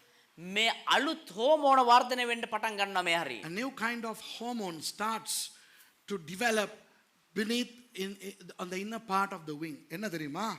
சிறகுக்கு எண்ணெய் கொடுக்கிற ஆயில் கொடுக்கும். ඒ පියාටු වලට තෙල් ලබා දෙනවා. விளங்குதா? තේරෙනවද? சிறகுகளுக்கு ஆயில் போடுற ஒரே பறவை கழுகு தான். ඒ මේ පියාටු වලට තෙල් දමන එකම සත්වයා මේ රාජලිය තමයි. Eagle is the only bird which oils its wings. Okay? Amazing. இதைத்தான் ஆண்டவர் நமக்கு சொன்னார். இப்ப விளங்குதா உங்களுக்கு? මේක තමයි දෙවියන් වහන්සේ අපිට කියන්නේ. This is what the Lord said. இப்போ அந்த வசனத்துக்கு மறுபடி போவோம். முதல் வசனத்துக்கு போவோம். දැන් අපි පළවෙනි කියපුවා ඒ පදේට ආපහු යන් අපි. இப்ப பாருங்க இந்த வசனம் புரியுதா உங்களுக்கு? දැන් තේරෙනවද මේ Now පදේ ඔබට? do you understand this verse? கர்த்தருக்கு காத்திருக்கிறவர்களோ, නමුත් ස්වාමින් වහන්සේ ගැන බලා සිටින්නෝ they that wait upon the Lord, அதாவது கர்த்தருக்கு காத்திருப்பவர்கள் என்ன செய்யணும்? முதலாவது එතකොට දෙවියන් වහන්සේ දෙස බලා සිටින්නෝ මොනවද කරන්න ඕනේ පළමු කොට? உங்களுடைய கூடாகிய சபையிலே வந்து உட்காரணும். ඔබේ කූඩුව නැමැති සභාවට ඇවිල්ලා ඉඳ ගන්න ඕනේ. விளங்குதா? තේරුණාද? இரண்டாவது දෙවනුව தன்னுடைய சிறகு, தன்னுடைய சொண்டு, தன்னுடைய கால் நகம் எல்லாவற்றையும் உதிர பண்ண வேண்டும். තමුන්ගේ පිහාටු, තමුන්ගේ හොට, තමුන්ගේ කකුලේ නියපොතු හැම දෙයක්ම ගලවලා දාන්න ඕනේ. நீங்க லைட் ஹவுஸ் சர்ச்சுக்கு போனா இது நடக்காது. ඔබ ලයිට් හවුස් සභාවට කියන මේක සිද්ධ நீங்க වෙන්නේ. அசெம்பிளி ஆஃப் காட் சர்ச்சுக்கு போனா இது நடக்காது. ඔබ assembly of God සභාවට කියන මේක සිද්ධ වෙන්නේ. லைட் ஹவுஸ் காரங்க இந்த சர்ச்சுக்கு வந்தாலும் நடக்காது. ලයිට් හවුස් සභාවේ කට්ටිය මෙහෙට આવත් ඒක සිද්ධ වෙන්නේ. அசெம்பிளி ஆஃப் காட் காரங்க இங்க வந்தாலும் நடக்காது. assembly of God සභාවේ කට්ටිය මෙහෙට આવත් ඒක සිද්ධ இது වෙන්නේ. அவன் கூட்ல நடக்கிற வேலை. මේක ගොල්ලන්ට ඒ තමුන්ගේ කූඩුවේ සිද්ධ වෙන්නව දේවල්. கிறிஸ்தவர்களுக்கு அறிவு இல்லை நிறைய பேருக்கு. බොහෝ කිතුණුවන්ට ප්‍රඥාව නැහැ. ஏன் அங்க ஆண்டவர் இல்லையா? ඇයි එහෙ දෙවියන් වහන්සේ ஏன் නැතුවද? அங்க ஊழியம் இல்லையா? ඇයි එහෙ සේවය නැද්ද? விளங்குதா உங்களுக்கு? இப்ப இவர் யோசிக்கலாம், දැන් මාව ගත්තොත් இவர் நினைக்கலாம், මට හිතන්න ஏன் පුළුවන්. ரத்தோலுக்கு மேல நான் போனா எனக்கு அங்க பிரசங்கம் பண்ண முடியாது, ඇයි රද්දොලම ගියා නම් මට එහෙ මේ දේශනා කරන්න බැයිද? மத்துக்கம்மைக்கு போனா நான் ஊழியம் செய்ய முடியாது. ඇයි මතුකම ගියා නම් මට සේවය කරන්න බැයිද? முடியும். පුළුවන්. என்ன நடக்கும்? මොනවද සිද්ධ වෙන්නේ? மோல்டிங் நடக்காது. ඒ මෝල්ටින් සිද්ධ වෙන්නේ இப்போ නැහැ. நீங்க சொல்லுங்க, දැන් ඔබ කියන්න நம்முடைய வாழ்க்கையில் மோல்டிங் வர வேண்டுமா வரக்கூடாதா சொல்லுங்க. අපේ තමුන්ගේ ජීවිතේ මෝල්ටින් සිද්ධ වෙන්න ඕනේද නැද්ද? Now tell me, do you want this molting to happen in your life? I'll tell you, it has to happen basically every month, I would say. நான் நினைக்கிறேன் இப்போ எனக்கெல்லாம் இந்த மோல்டிங் இது கழுகுக்கு 40 வருஷத்துக்கு பிறகு நடக்குது, எனக்கெல்லாம் ஒவ்வொரு மாசமும் நடக்கணும். දැන් මේ උකුස්සට අවුරුදු 40කට පස්සේ සිද්ධ වෙන්නේ. හැබැයි අපිට හැම මාසයක් තිස්සම මේක සිද්ධ වෙන්නේ මෝල්ටින්. எனக்கு நான் சொல்றேன், எனக்கு දේවදාසයා එයා ගැන කතා කරන්නේ. எனக்கு ஒவ்வொரு மாசத்துக்கு ஒருக்கா அல்லது 2 தடவை இந்த மாதிரி நான் புது பலன் அடையணும், இல்லைன்னா நான் போச்சு. දේවදාසයා කියනවා එයා තමුන්ට මාසෙකට සැරයක් නැත්තම් දෙසරයක් මෝල්ටින් සිද්ධ වෙනවා. එහෙම නැත්තම් ඉවරයි. உங்களை அறியாமலேயே ஜனவரி 6 ஒரு மோல்டிங் நடந்தது, ඔබ දන්නේම නැතුව ජනවාරි 6 වෙනිදා එක මෝල්ටින් එකක් සිද්ධ වුණා. பிப்ரவரி 3 அது இல்லை. පෙබරවාරි 3 වෙනිදාදී ඒක නෑ. அப்போ அநேகமா ஒவ்வொரு கிழமையும் நடக்கணும். ඒ කියන්නේ හැම සතියෙම සාමාන්‍ය විදිහට එක සිද්ධ වෙන්න So ඕනේ. even without your knowledge, a molting transpired on the 6th of January, but then today is the 3rd of February, already you are a week again. So maybe some of us need this molting every week. நம்ம சிலருக்கு ஒவ்வொரு வாரமும் இது நடக்கணும். සමහරුන්ට මේක හැම සතියෙම මේක සිද්ධ වෙන්න சில ඕනේ. பேருக்கு மாதத்துக்கு ஒருக்காய் நடக்கணும், மாசத்துக்கு சரியா. මාසෙකට සැරයක් සිද්ධ වෙන්න Some සමහරුන්ට. people need the molting in once a week, some people once a month. ஆகவே உங்களுக்கு தான் தெரியும் நீங்கள் எப்பொழுது உங்களுக்கு புது பலன் வேண்டும் என்று. ඒ නිසා ඔබ තමා දන්නේ කොයි වෙලාවෙද ඔබට අලුත් බලයක් අවශ්‍ය වෙන්නේ කියලා. இனி உங்களுக்கு புது பலன் வேணும்னா எங்க ஓடுவீங்க? දැන් ආයේ ඔබට අලුත් බලයක් ඕන නම් කොහෙද ඔබ දුවන්න ඕනේ? எங்க ஓடுவீங்க? කොහෙද දුවන්නේ? உங்களுடைய கூட்டுக்கு. ඔබේ කූඩුවට. எப்ப வேணாலும் மவுண்ட் கார்மல் விசுவாசிகள் இங்க வரலாம்.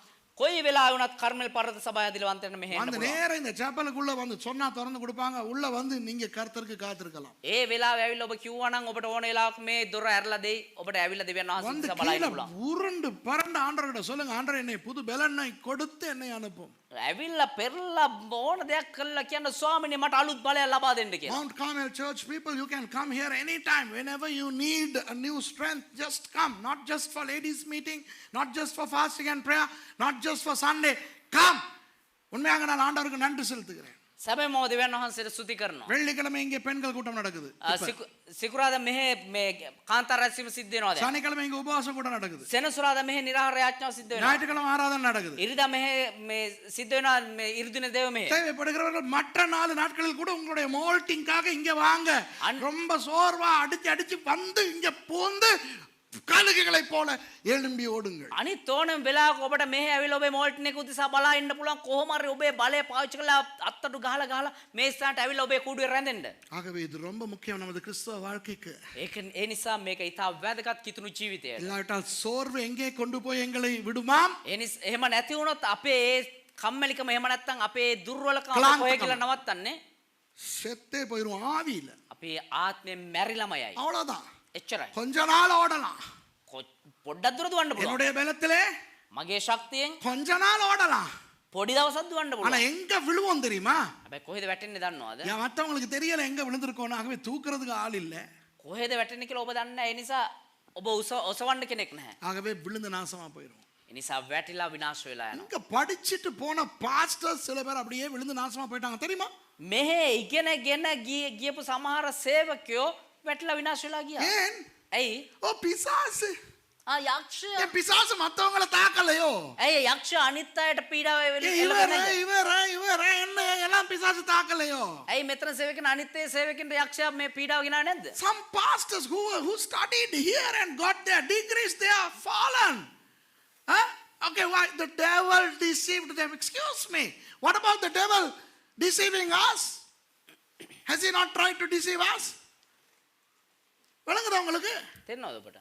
தன் கூட்டை விட்டு அலைகிறவன் சீக்கிரத்தில் நாசமாய் போவான். තමුන්ගේ කූඩුව අතහැරලා එහෙ මේ පියාසර කරන කෙනා ඉතා ඉක්මනින් විනාශ වෙලා යනවා. பிசாசுக்கு இது தெரியும். මේක යක්ෂයාට දන්නවා. ஆகவே உங்களுக்கு ஏன் இன்று கர்த்தர் இதை சொன்னார் என்று எனக்கு தெரியாது. ඒ නිසා ඇයි අද දවසේ දෙවියන් වහන්සේ මේක ඔබට කිව්වේ කියලා දන්නේ නැහැ. I don't know why God wanted me to preach this today, but I believe many of you are receiving this as an edification, some of you even as a warning.